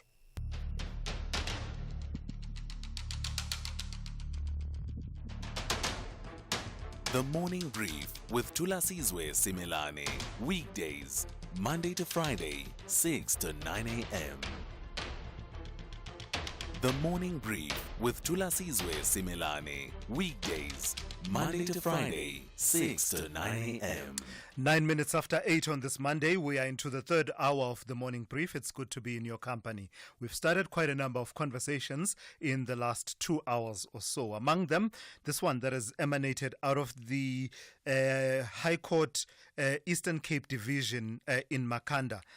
Where the judge there in sentencing a man, this was the second time that he had done this, noted what he says is a trend that there's alcohol involved in many of the cases that end up before him, where men have murdered or violated in one way or another their partner. So the words that were used by the judge there, quote, low-income worker plus alcohol plus a trigger for domestic violence equals brutality plus intimate femicide.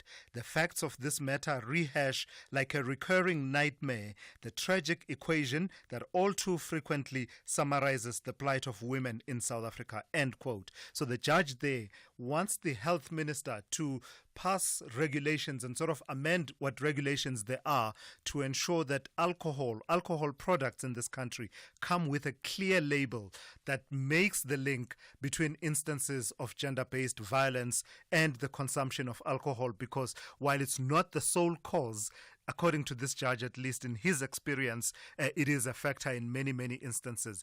I want to know your thoughts then on that proposal for increased labeling that would make the direct link between instances of gender-based violence and the consumption and abuse of alcohol. The number to dial 086 000 2032. Your WhatsApp voice notes to 061 410 4107. A bit earlier on, I did ask you about people who kiss babies and toddlers, right? Babies are cute, and therefore there's that natural instinct to sort of, to just feel, all fuzzy around them. But do you draw a line around kissing babies? And the context for that is that at about 8:20, we will tell you the story about a mother from Windhoek in Namibia who says her child may now lose their eye due to a herpes virus infection, which the child contracted from someone with an active fever blister. The mother, who detailed the experience on social media, says the infection, which was caused by a simple kiss, has led to severe medical complications for children. So we'll have that conversation at about 8:20. Your calls to the number 086 000 2032. Your WhatsApp voice notes, I'll take them on 061 410 4107. We are at SAFM Radio on all our social media platforms. On Facebook, we are SAFM Radio. We are also live on our YouTube channel at SAFM Radio. This is SAFM. We are leading the conversations that move us. The third hour of the Monday edition of the Morning Brief starts now. Outsurance has another random fact for you. In 1997, a loaf of bread cost only 2 rand. Now, it's about 24 rand. Prices just keep going up. But you can count on Outsurance's commitment to saving you big bucks on your car insurance. SMS out to 30754. That's out to 30754. Cyril saves 358 Rand a month on his 2023 GWM P-Series 4x4. It was mind-blowing. It was quick and easy. That saving is actually saving my paycheck. Leave all the insurances and come to Outsurance, because they will save. Another satisfied Outsurance customer. SMS out to 30754. That's out to 30754. And when it comes to service, Outsurance is on the ball. Valid claims are settled and paid out quickly with no hassle. SMS out to 30754. With Outsurance, you always get something out. A licensed insurer and FSP. T's and C's online.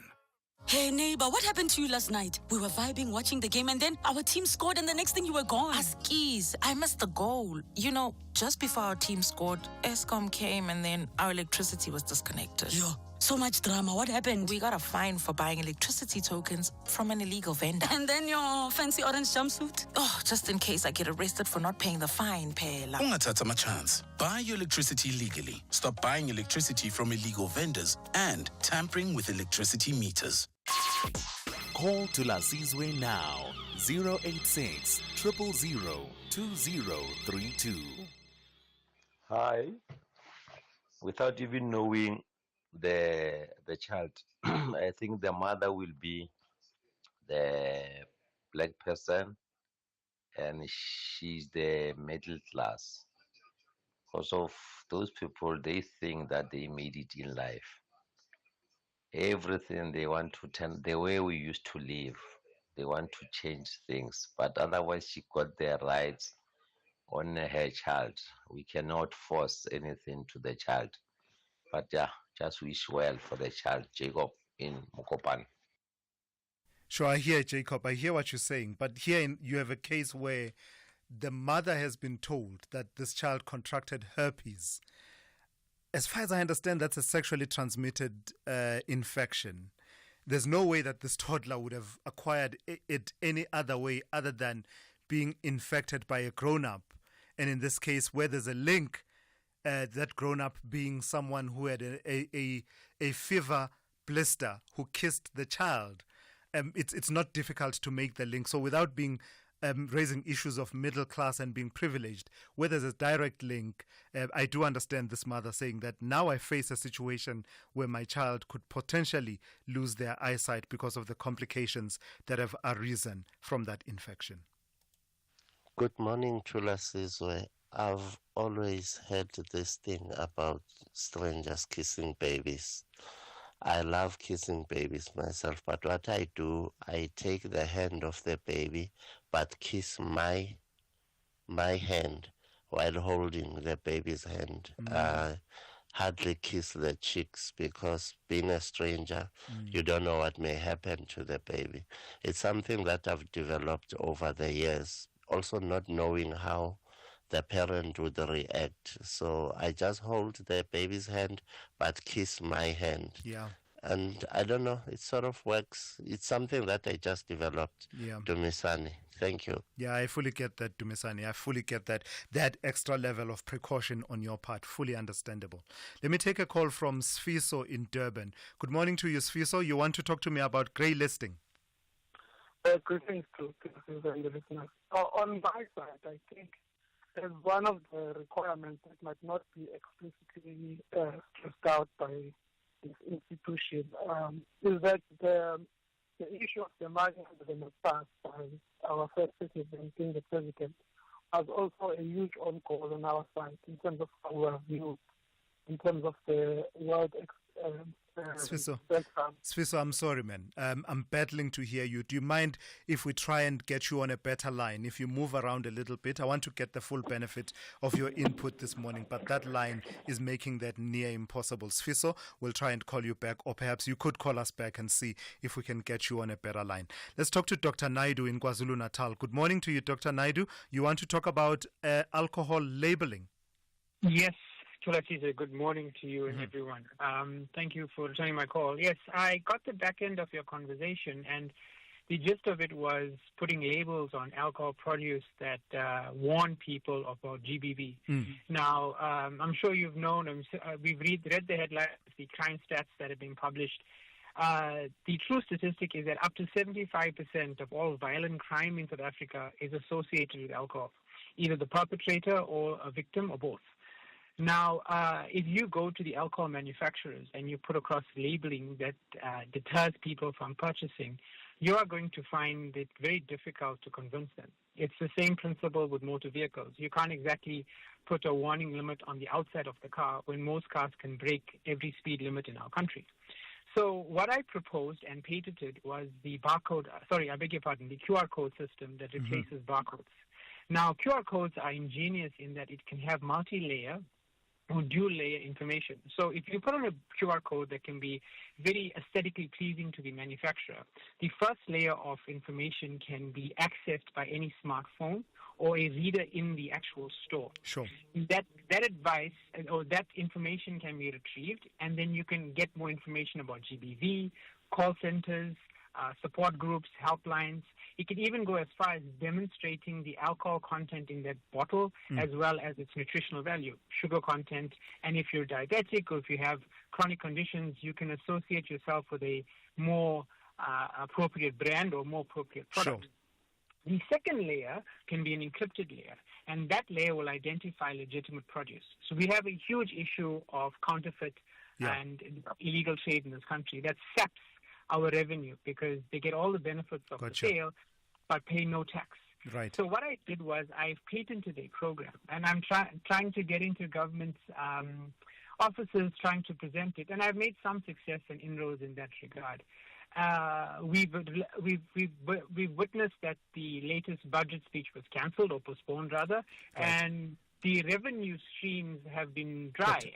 Dr. Naidu, let me leave it there for this moment, but let me ask you to stay on hold so that our team can take your numbers in case someone who's listening to that conversation is keen to take forward what you have patented as a possible solution to this situation. Zoe in King Williamstown, you also want to talk about the same issue of alcohol labeling. Good morning.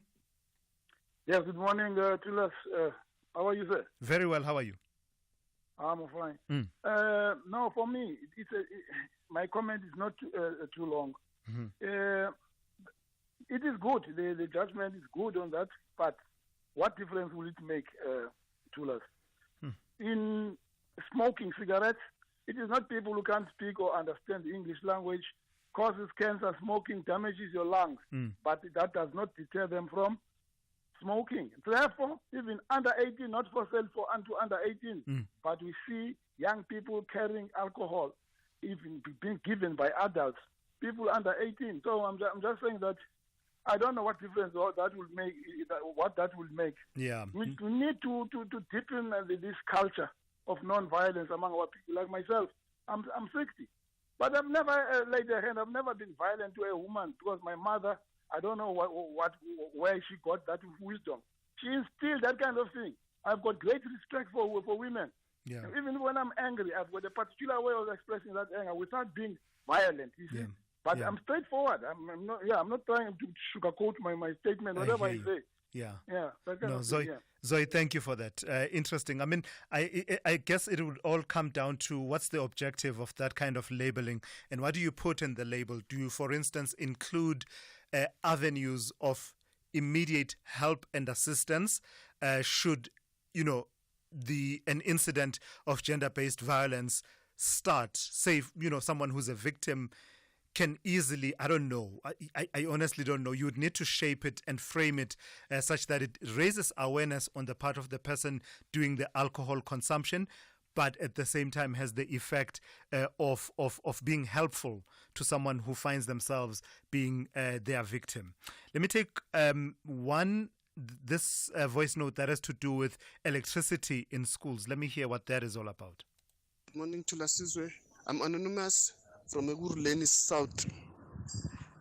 I have a problem. Our school electricity has been cut off, and I don't understand how so, because the money for services is left with the department or district. I'm not sure which is which. So I feel bad with our government because they're just letting us down all the way. How our kids are going to learn today, since the electricity is not available to most of the school in Ekurhuleni South. I don't understand why they don't pay electricity. Please, can you find out for us? Yeah, that's one of the many stories I've heard. And in fact, I think I've been alluding to it and hoping that someone at the Department of Education in Gauteng would come forward and actually explain. In fact, I tell you what, we will pointedly ask them to come and explain what the situation is around the payment of bills for schools in Gauteng. Because according to one principal that I spoke to, the money that used to be distributed to schools to actually take care of the bills was then centralized. But after that, there's been non-payment, with the result that many schools have been left disconnected. Let me take one more about the issue of kissing babies. Good morning, Thulasizwe. This is a concerned mother. Listen, I wouldn't allow even people to touch my child because people do strange things with their hands. And just to advise, don't let ladies kiss your kids because we do a lot of things with our mouths, a lot of things with our lips. Just a friendly advice. Yeah, no, I get that 100%. And I've said before, the number of times that I walk into a public restroom and then you see someone just leaving without washing their hands at all. I'm not talking, omitting the soap part. No, they just take care of their business, then leave. It's just scary. So therefore, when you think about children, kids, babies with the particular immune systems and the likes, you start getting the picture. So let me develop and then build from that then and tell you this story. A mother from Windhoek in Namibia says her child may lose his eye, due to a herpes virus infection contracted from someone with an active fever blister. The mother, who detailed the experience on social media, says the infection, which was caused by a simple kiss, has led to severe medical complications for the child. Let's speak to Dr. Tendesai Kufa Chakeja, who is an epidemiologist at the Center for HIV and STIs at the National Institute for Communicable Diseases. Good morning to you, Doc, and thank you for your time.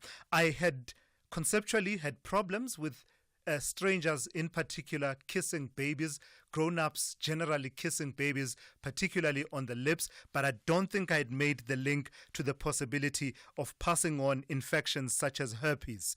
Tell us about the science behind it. How does this work? How did this happen? Good morning, Thulas. Good morning, viewers. Can you hear me? Yes, we can. Okay, thank you. So it's a very sad story, and it's a very rare one, just to reassure viewers that although herpes simplex virus type 1, which causes the fever blister. So whenever you have a fever blister, it's the virus reactivating. So I'll start at the beginning. So these are DNA viruses that have circulated among humans for a very long time.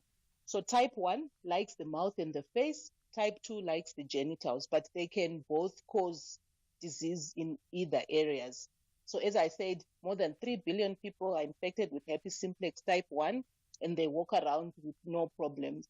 And like in this case, this child got it from an adult as a child. That's how most of us got our herpes type 1. So anyone who whenever their body is stressed, when they're going through something or when they are sick, they get a fever blister. It means they carry the virus in their bodies. And you most probably got it from a parent or a relative or someone who was kissing you and playing with you and touching you, or you touching their mouth and touching your own mouth when you are a baby, because transmission is via contact. So either a kiss to the mouth or to the face somewhere, or the baby touching your mouth when you have a fever, and then they always touch their mouth and their faces and everywhere. Yeah. And in the case of this child, where they have the virus in the eye, it can go directly into the eye if the kiss is on the eye, or they can touch the eye when they have, with the same hands that they've touched their mouth where there's a blister already. So they may have gotten a fever blister.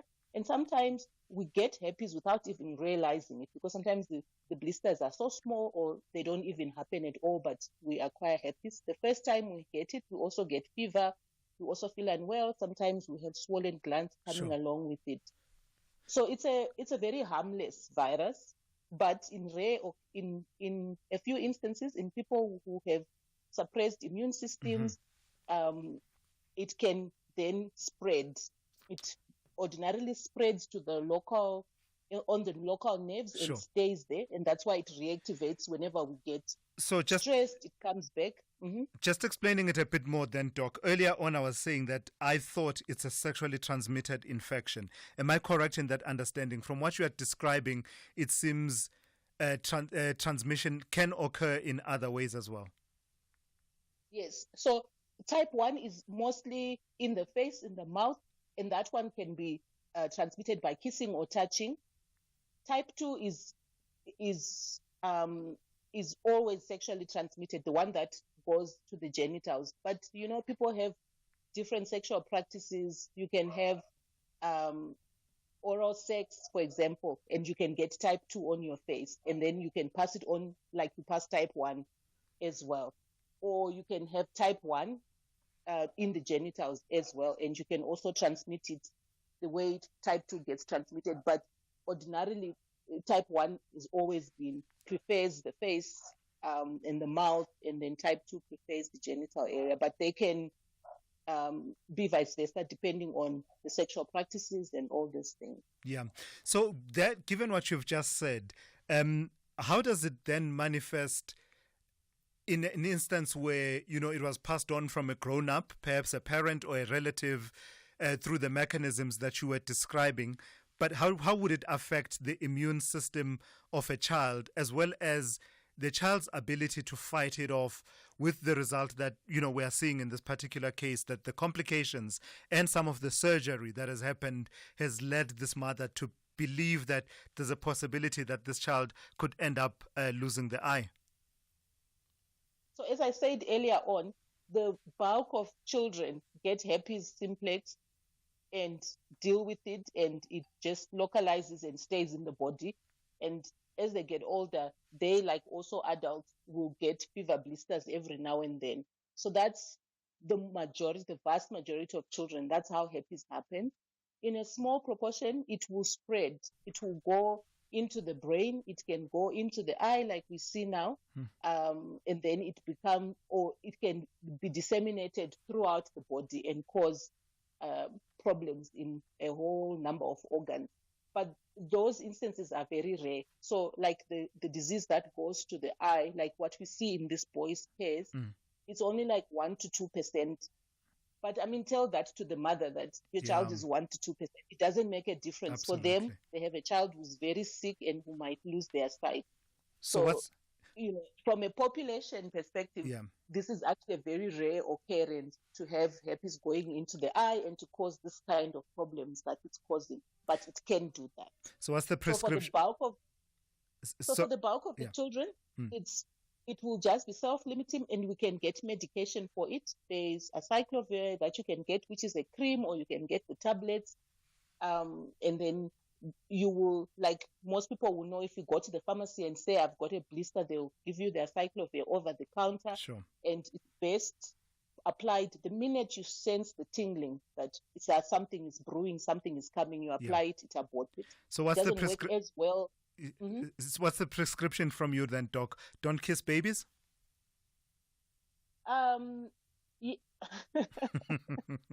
So if you are the parent, how do I tell a mom not to kiss their child? And this is where a lot of children get their herpes from, actually. So it's the stranger danger that we're talking about happens, but actually the bulk of the transmission is happening in families. The mom, it's the dad, it's the grandmother, all of us, because that's the natural thing to do. We hold a baby, we want to play with them, we want to put our face to their face. But I think the message is, when you have an active blister or when you start feeling the tingling, don't. All right. Just stay away from babies, wash hands all the time, because you may not kiss the baby, but they may take your finger and put it in their mouth when you have been touching your blister. Let's leave it there for this morning. Thank you for your time. That's Dr. Tendesai Kufa Chakeja, who is an epidemiologist at the Center for HIV and STIs at the National Institute for Communicable Diseases. Let's check in with N. Musa now with the latest news headlines.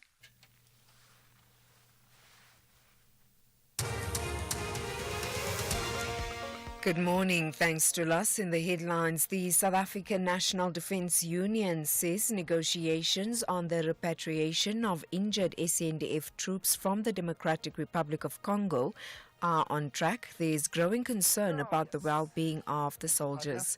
The Judicial Conduct Tribunal, tasked with investigating complaints of 10 judges of the Western Cape High Court and the Cape Bar Council against Judge Mushtaq Parko, will start today, and the 43rd commemoration of the Matola raid will be held at the Freedom Park Heritage Site in Pretoria today. I'll have details on these and other stories at 9. SAFM, guiding you through the rush hour traffic. Morning. It stays very heavily backed up on the N1 in Joburg down towards the Winnie Mandela off-ramp. There's been some problems there this morning with traffic lights just come off the highway onto Winnie Mandela at Sloane Street. So very heavy south from Buccleuch north, coming up from the Randburg side. Linwood Road, before we leave Gauteng, Linwood Road, worth a mention. It stays very heavy coming through Linwood towards the M1 highway. An impact of load shedding there from earlier this morning. Durban, the M4, that stationary truck at Virginia Airport taking absolutely forever to clear. It's been there all morning. It still is. The M4 heavy coming down from Umhlanga. There's some alternative route action on Umhlanga Oxford Drive as well. Crash on the M13 near Candela Road. That's been very slow between Sherwood and Westville all morning. Some problems there continue. And Cape Town's just been a crash involving a truck on Strand Road near the R300 in the Stickland area. So there's a really big backlog coming out from Cales River, going out from Belleville on that section of roadway. N1 inbound, a crash before Durban Road. That's heavy from Brackenfell. The R300 queues from that old Powell side of things up in towards that N1 congestion. And Cape Town, the southern suburbs remain heavily backed up after a dose of load shedding. Lots of congestion from Rosebank through Newlands, Claremont down towards the sort of the Wynberg area. And at the same time, collision on the M3 going inbound at Woolsack Drive means traffic coming up the M3 stays heavy from Constantia. Rob Byrne, SAFM Traffic. This is SAFM Sport with Zai Khan. Good morning to you once again, Zai. So we comfortably dispensed with Afghanistan, but now lies ahead the challenge of the Aussies. Yeah, it's the South African braai versus the Aussie barbecue. And we know a braai Barbie. the Barbie. That's right. So you can expect some sledging, some sixes, and some serious cricket. And I think Kagiso Rabada is very serious when he says that they're studying conditions very carefully. They'll be watching today's Group A match between New Zealand and Bangladesh to get ready for tomorrow. And that's when they take on Australia. Now, of course, Australia, they chased down 352 to beat England in their opener. Rabada knows they face a high-quality batting lineup. Would have to adjust to the conditions that are in front of us here at Rawalpindi. So we'll have a good look at what the pitch will do into tomorrow's game. I think we might be on the same pitch. We watched the game yesterday to see how they're going. Seems like obviously they went pretty well to score 350, but it's just another game to try and execute and adapt on the day. And the first ball will be bowled at 11 a.m. More cricket. An unbeaten 43 from Tony Munyonga steered Zimbabwe to a 3-wicket victory over Ireland and a 1-0 lead with one match remaining in the 2020 series taking place in Harare. And rugby, the Blitzboks, they just fell short of victory in the Vancouver Sevens final, going down 19-12 to log leaders Argentina in the early hours of this morning.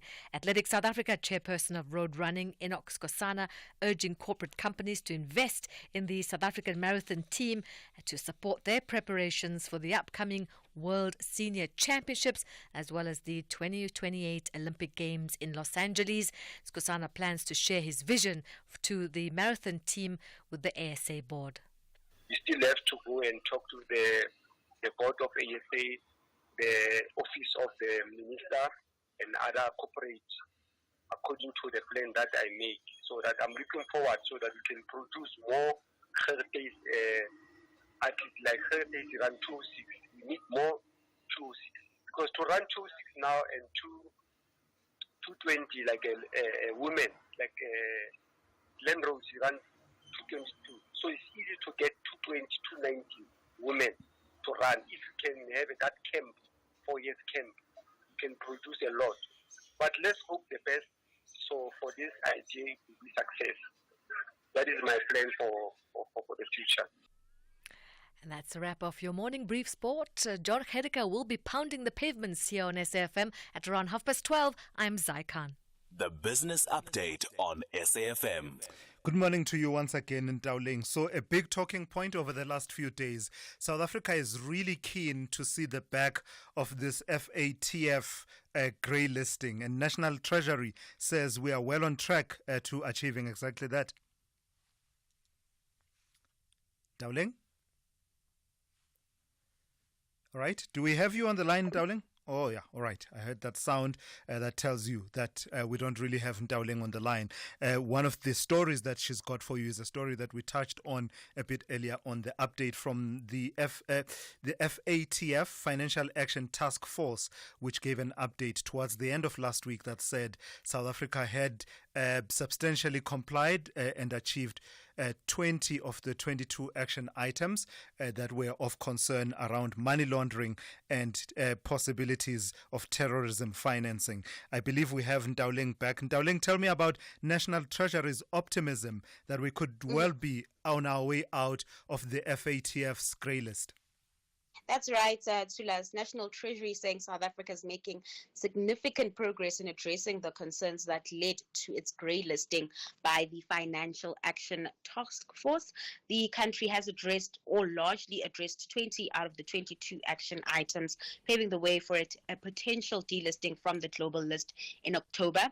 Now, the FATF recently announced the upgrade of 4 out of 6 outstanding action items, leaving only 2 items to be addressed between March and June.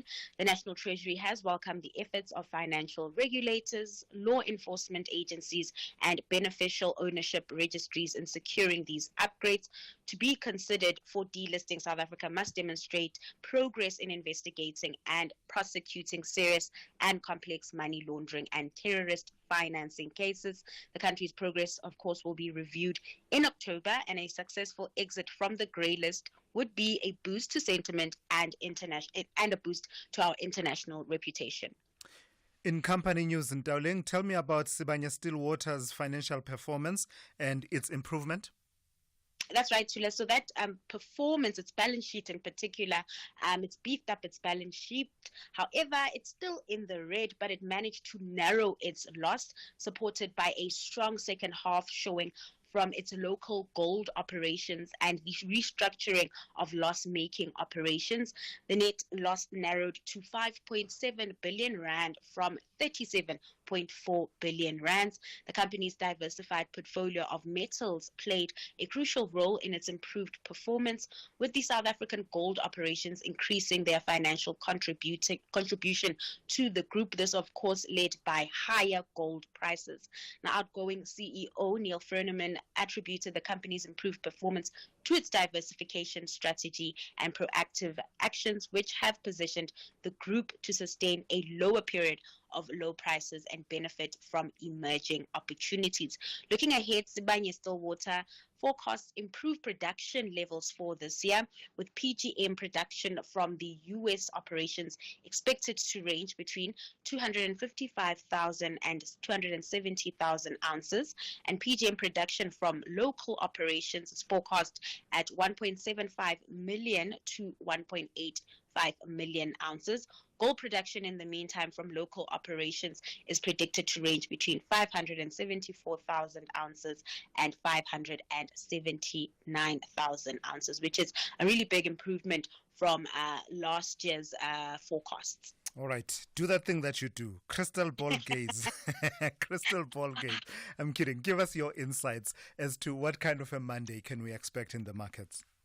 I'm channeling, my psychic era. I'm channeling that. Don't do that. So local markets, they are in for a mixed start following global peers this morning. A busy day on the company news front. Results out from Sasol, updates from Naspers, Persis, as well as Altron. So traders will be waking up to that. Over on the currency front, the rand stronger, benefiting from a soft dollar. It's trading at 18.33 to the greenback. Moving over to U.S. markets, futures are in the green, reversing last week's losses. Then in Asia, stocks on track to end the day mixed, mostly in the red, as U.S. consumer morale spooked investors in that region. All right, thank you for that. That's Ntauleng Lichela. She's kept you updated on business, finance, and the markets over the last 3 hours here on the Morning Brief. Get your payments done with the utmost security and convenience when you purchase a TV license now. With our new secure payment systems with a one-time PIN, OTP feature, and the choice of receiving your OTP via SMS or email, you can ensure prompt and secure payments. The additional use of capture will protect you against spam and automated data attractions. With TV licenses, you can enjoy watching all your favorite shows or movies that matter to you. Get yours today. Visit www.tvlic.co.za. Thulasizwe Simelane on SAFM. 17 minutes to 9. The Congress of Traditional Leaders of South Africa, ContraLesa, has expressed its support for the Expropriation Act, which allows government to seize land in some instances with nil compensation. This comes as the country grapples with the implications of land reform and the rights of landowners, particularly traditional leaders. ContraLesa says traditional leaders own 13% of the land in the country and would allow government to expropriate it for development. Let's welcome Kgosi Lamek Mokoena, who is the president of ContraLesa. Good morning to you, Kgosi Lamek, and thank you for your time. Is this a shared consensus position among the majority of traditional leaders in the country that you would be open to land that falls within your domain and control to be expropriated for development? Leadership, let me thank you and greetings to our listeners that I love so much. Let me start by correcting the myth that is there in some previous discussions in some other media houses. ContraLesa, it's agreeing, especially our kings, queens, and traditional leadership, they are agreeing to any development in our areas. Because there are people who are saying development in rural areas is not possible because our kings, queens, or traditional leadership are refusing government to access land. That is just a myth. It's not true. We are opening our arms and hands and space for any development. As far as expropriation act is concerned, my leader, in this platform, we said we appreciate the intention by government, even though we are aware that nothing will happen because all those conditions that are there in the property right are still there. No one will just wake up one morning and say, because at this place we used to stay there, we're forcefully removed. That's not going to happen. Therefore, we hope one day there will be an act that will enable people to get their land back. As far as in our area is concerned, we are saying if government comes to a king and say, His Majesty, want to develop this land, we are not going to say no, as long as that land is not earmarked for any other thing. That's what I want to correct, Maria, that because people are saying, hey, Mahoshi Amakosi are refusing development. Sure. That's what I wanted to correct, my leader. Yeah. How does your position stack up against the reported position, at least according to the Witness newspaper, that reports that King Misuzulu kaZwelithini, for example, is opposed to the Expropriation Act on the grounds that it is a threat to land that falls under the Ingonyama Trust that falls within his control? Leadership, a good question indeed. What prompted His Majesty to comment in that way? It's because it is clear now, because there is a concerted effort by some people in government to strip the king of his powers over his own land. Hence his comment as he was quoted. As Contralesa, we are supporting the king fully, that if anyone wanted to disrupt or disturb or usurp powers from His Majesty, we're going to say no to that. And we're prepared to take another step to show our support to His Majesty. All people need to do, if there is something wrong with the Ingonyama Trust, Thulas, my leader, they are supposed to go to His Majesty and his board to say, we're aware of this Ingonyama Trust, but we are observing that there is this particular clause that is not in keeping with our current constitution. The king is a sober person. He's a man who can listen. Yeah. But now what we're hearing is people who are commenting, even some ministers and our senior politicians who said, yes, that the powers of the king must be taken away from him and so on. As contrary, I was saying, anyone who will try to tamper with the powers of the king, you are tampering with the powers of all traditional leadership in the country. We are saying, leave our king alone. What does take another step, quote unquote, that you just used now? What does it mean in this context? Leadership, our kings in the country, fortunately, we're in good terms with them. We're talking, some of them are calling me to say, Hoshi, if you are really serious about this, protect us because we are under siege. The step that we might take, leadership, will call a very big imbizo of all Amakos in the country, regardless of their political affiliation, and say, here we are under siege. Our kings, their powers want to be stripped by people who got into power while Amakos were running this land before all governments came into place. Therefore, as Contralesa was saying, if there is any discussion that must happen between our kings and the government, let it happen. But don't come and want to land or impose yourself into those powers. The question to us, my friend, His leadership, is that before all governments came into place, who was in charge of this land? Who was administering land? People must not come here with some silly excuses because we are amenable to any change that is there to us. But our opposition to whatever action by whoever is to try and undermine the authority of our kings. That is contrary, as I was saying, to refuse vehemently, my leader. All right, thank you for that. That's Hoshi Lamek Mokoena, who is the president of the Congress of Traditional Leaders of South Africa, Contralesa. SAFM, guiding you through the rush hour traffic. Kick it off with an important notice for motorists going northwest Limpopo. The 511 north of Bridge through to Tabazimbi remains closed. It's closed on the section between Beesterkraal and the provincial northwest Limpopo border. The 510 Tabazimbi northern route, that was closed but opened on Sunday, so that's one alternative. Otherwise, you can take the 516 just south of Tabazimbi out towards Bila Bila, and then you've got the N1 or the R101. So there's not much in terms of alternative routes around that closure of the busy 511. Joburg N1 South still heavy down towards Winnie Mandela. Big queues there. Northbound, there's a stationary vehicle before Winnie Mandela, so a bit of pressure that side as well. N14 Krugersdorp Highway from the R55 to John Foster Drive. Very heavy backlog going there this morning as well. Durban, the M4. This is a Umhlanga down to town. The stationary truck at Virginia Airport finally cleared. Traffic is slow, but it's well off its worst. Pietermaritzburg, Durban, checking fine both directions. Cape Town, a crash on the M1 inbound. Now, this has happened just before Durban Road. Traffic very heavy coming through from Okavango Road, so Brackenfell through to Belleville's queued up. Behind that, the R300 is backing up from Van Riebeek Road to try and get into that N1, so a good one to avoid. And just off the highway, there's been a truck crash on Strand Road, Van Riebeek Road at the R300, so there's all sorts of problems there with Strand Road going out from Belleville to Cowes River, backed up, Bottler Ray Road coming in, LaBelle Road coming down through Stickland, all very heavily backed up in that area. And also just note some load shedding for the next couple of hours until 10 a.m. around Tableview, Milnerton, Boortessuck, Century City sorts of regions. So routes like West Coast Road, Marine Drive, Kuberg Road, Bosmansdam Road, Montague Drive, they're all remaining slow and will do for a while yet. Rob Byrne, SAFM Traffic.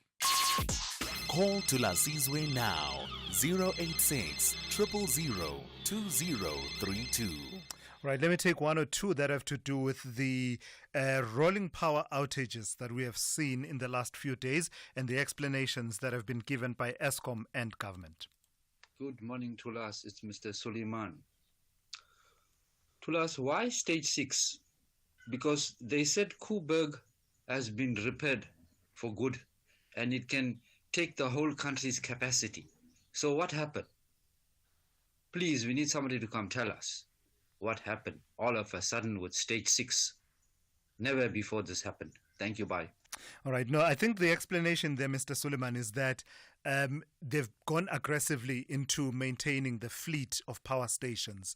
But part of that is that you run the risk of, so you take out a lot of capacity for maintenance, and I'm told it's about 7,000 megawatts that's out for maintenance. But that leaves you in a precarious situation such that if any of the other stations have a trip on any of the units, the availability factor is significantly affected, as happened over the last few days. So that seems to be the explanation from Eskom. They're confident and they're saying that they do need to do this maintenance to ensure that we see the back of load shedding once and for all. Good morning to Thulasizwe and listeners. It's James from Bern. And there's a WhatsApp voice call that's going around where somebody claims that these Eskom problems are due to Eskom not paying for oil, and that the oil is required to increase the flammability of the low-grade coal. I don't know if there's any truth to that or not. If maybe one can ask the CEO or the minister to comment on that, it would be great, because I think that's going around, and then there's a whole trust issue around what Eskom is or isn't telling us. Yeah.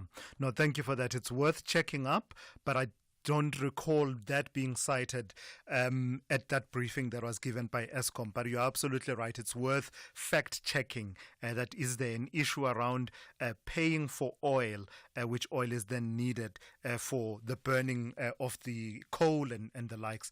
Certainly something that we can put through to the powers that be at Eskom as well as within the Department of Electricity. Let's speak to Loyiso out in the South Coast in KwaZulu-Natal. Good morning to you, Loyiso. You want to talk to me about the funding for schools? Yes, how are you? Very well, how are you? All right. There is something that I find strange here. All the public schools, they are run as Section 20 or 21 companies.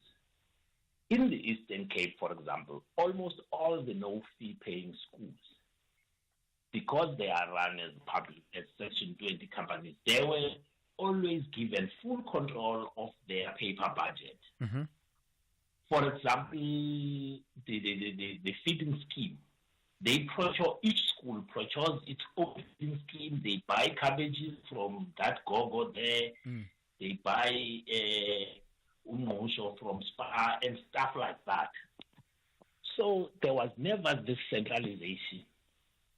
So we never had problems with feeding scheme tenders and stuff. At some time, even the textbooks, for the longest time, the textbooks were procured directly by the principal. But all of a sudden, okay, that function later got taken away, to be given to one. So this issue is triggered by this diatribe. Is triggered by what I heard about this guy about electricity not being paid in some schools. Eastern Cape schools, each school pays its own electricity. If there is no electricity in your school, you ask the principal to account. Board. Yes. Yeah. Why are we not following such an easy model that works? All right, Loiso, let's leave it there for this morning. Loiso in South Coast there, talking about the funding of schools and how budgets should be managed. Israel in Bloemhof, good morning to you. You want to talk to me about alcohol labeling? Yeah. Welcome, Kondo. Yes, my brother. Good morning, Mr. Thulas. Good morning. I am a leader of Umkhonto here in the Northwest Province. We welcome what the Honorable Judge has found. But I think the request that they be called labeling or branding on the liquor is one side of the coin. The other side could have been that, remember that the history of alcohol, there's no sound family values that the alcohol consumption has assisted any family to build. There's no champion of family building that has come as a result of alcohol consumption. So we sponsor that. Part of what we could look into as remedial to the challenge which we can all agree to is to say, perhaps ask the question, how can the alcohol industry, what role can they play in terms of family building?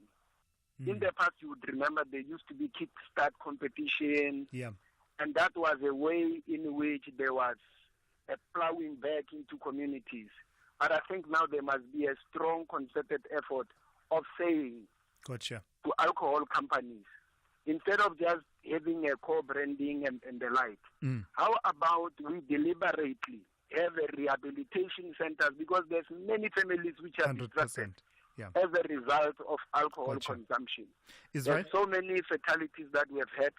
Yes, my good sir. Yes, thank you. No, I think I got the point that you are making. Thank you for making that point. And actually, Israel, you gave us a good idea. Perhaps it's worth taking the conversation forward with an entity such as the Drinks Federation of South Africa, for example, just from their perspective, what they make of this call for clearer labeling, the call that has been made by the judge in the Eastern Cape, that perhaps there should be clearer labeling that links alcohol use, abuse to many instances of gender-based violence.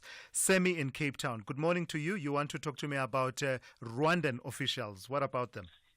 Morning to us and morning to SFM listeners. I want to talk about Rwanda being sanctioned by the Security Council as well as the UN resolution on ceasefire and directly implicating Rwandan army involvement in the Eastern DRC. So this is to show you that everything has its end. The Congolese people have suffered for far too long, and all the lies that Paul Kagame and his regime has been lying about their participation or their involvement in Eastern DRC, their lies are being exposed one by one. But what is more shocking to us as Congolese is the piece Joseph Kabila commented in the Sunday Times, I think it was yesterday, where he condemned even South African government for sending troops, or SADC for sending troops in the DRC. Let me break this down for you. Bukavu was taken, Kabila was quiet. Goma was taken, Kabila was quiet. But when the UN Security Council and the UN, they sanctioned Rwanda officials, and they specifically condemned Rwanda and demand ceasefire, Kabila breaks silence. So that is to show you what every Congolese has been suspecting, that Kabila, Joseph Kabila was not a Congolese and is not a Congolese, he's a Rwandan. He's a Rwandan because how can a former president condemn people assisting to fight the enemies of his country? Semi? That is unacceptable. Right, Semi, let's leave it there. Thank you for that. That's Semi in Cape Town. I'm not able to engage Semi because I've not really read the reports that whatever is attributed to the former president Joseph Kabila. So I can't engage on that in particular. But from what I saw briefly, I believe he was talking about the solution will not come through military means. But as you heard there, Semi is not impressed with the comments of the former president of the DRC. Well, that's how we come to the end of today's edition of the Morning Brief. Thank you for listening and thank you for your engagement. The Talking Point with Kethi Mutlahlana is up next here on SAFM. It's presented by KG and it will be coming to you live from Bloemfontein, but that's coming up after the news. Essential cover from Outsurance pays out claims in cash, allowing you to choose your own panel beater. SMS CAR to 43187 now.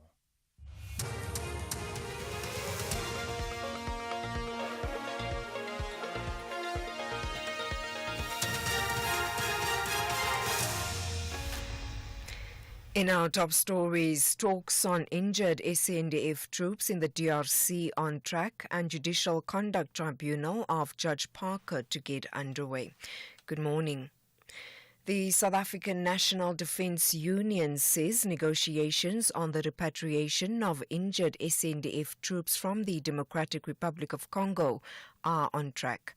There's growing concern about the well-being of the soldiers. Sandu has dismissed claims that 190 soldiers have been injured in eastern DRC, saying the figure is significantly lower. The union's chief negotiator, Jeff Dubazana. Negotiations are ongoing. Remember, there's a truce, and in a truce environment, there's always power plays. If you could remember, just like our fallen soldiers who recently came back home, it took some time for them to come back, mainly due to the intricacies of negotiations. And now with the injured, we're experiencing the same thing. In the whole situation, you don't simply leave your injured colleagues behind. You do everything in your power to secure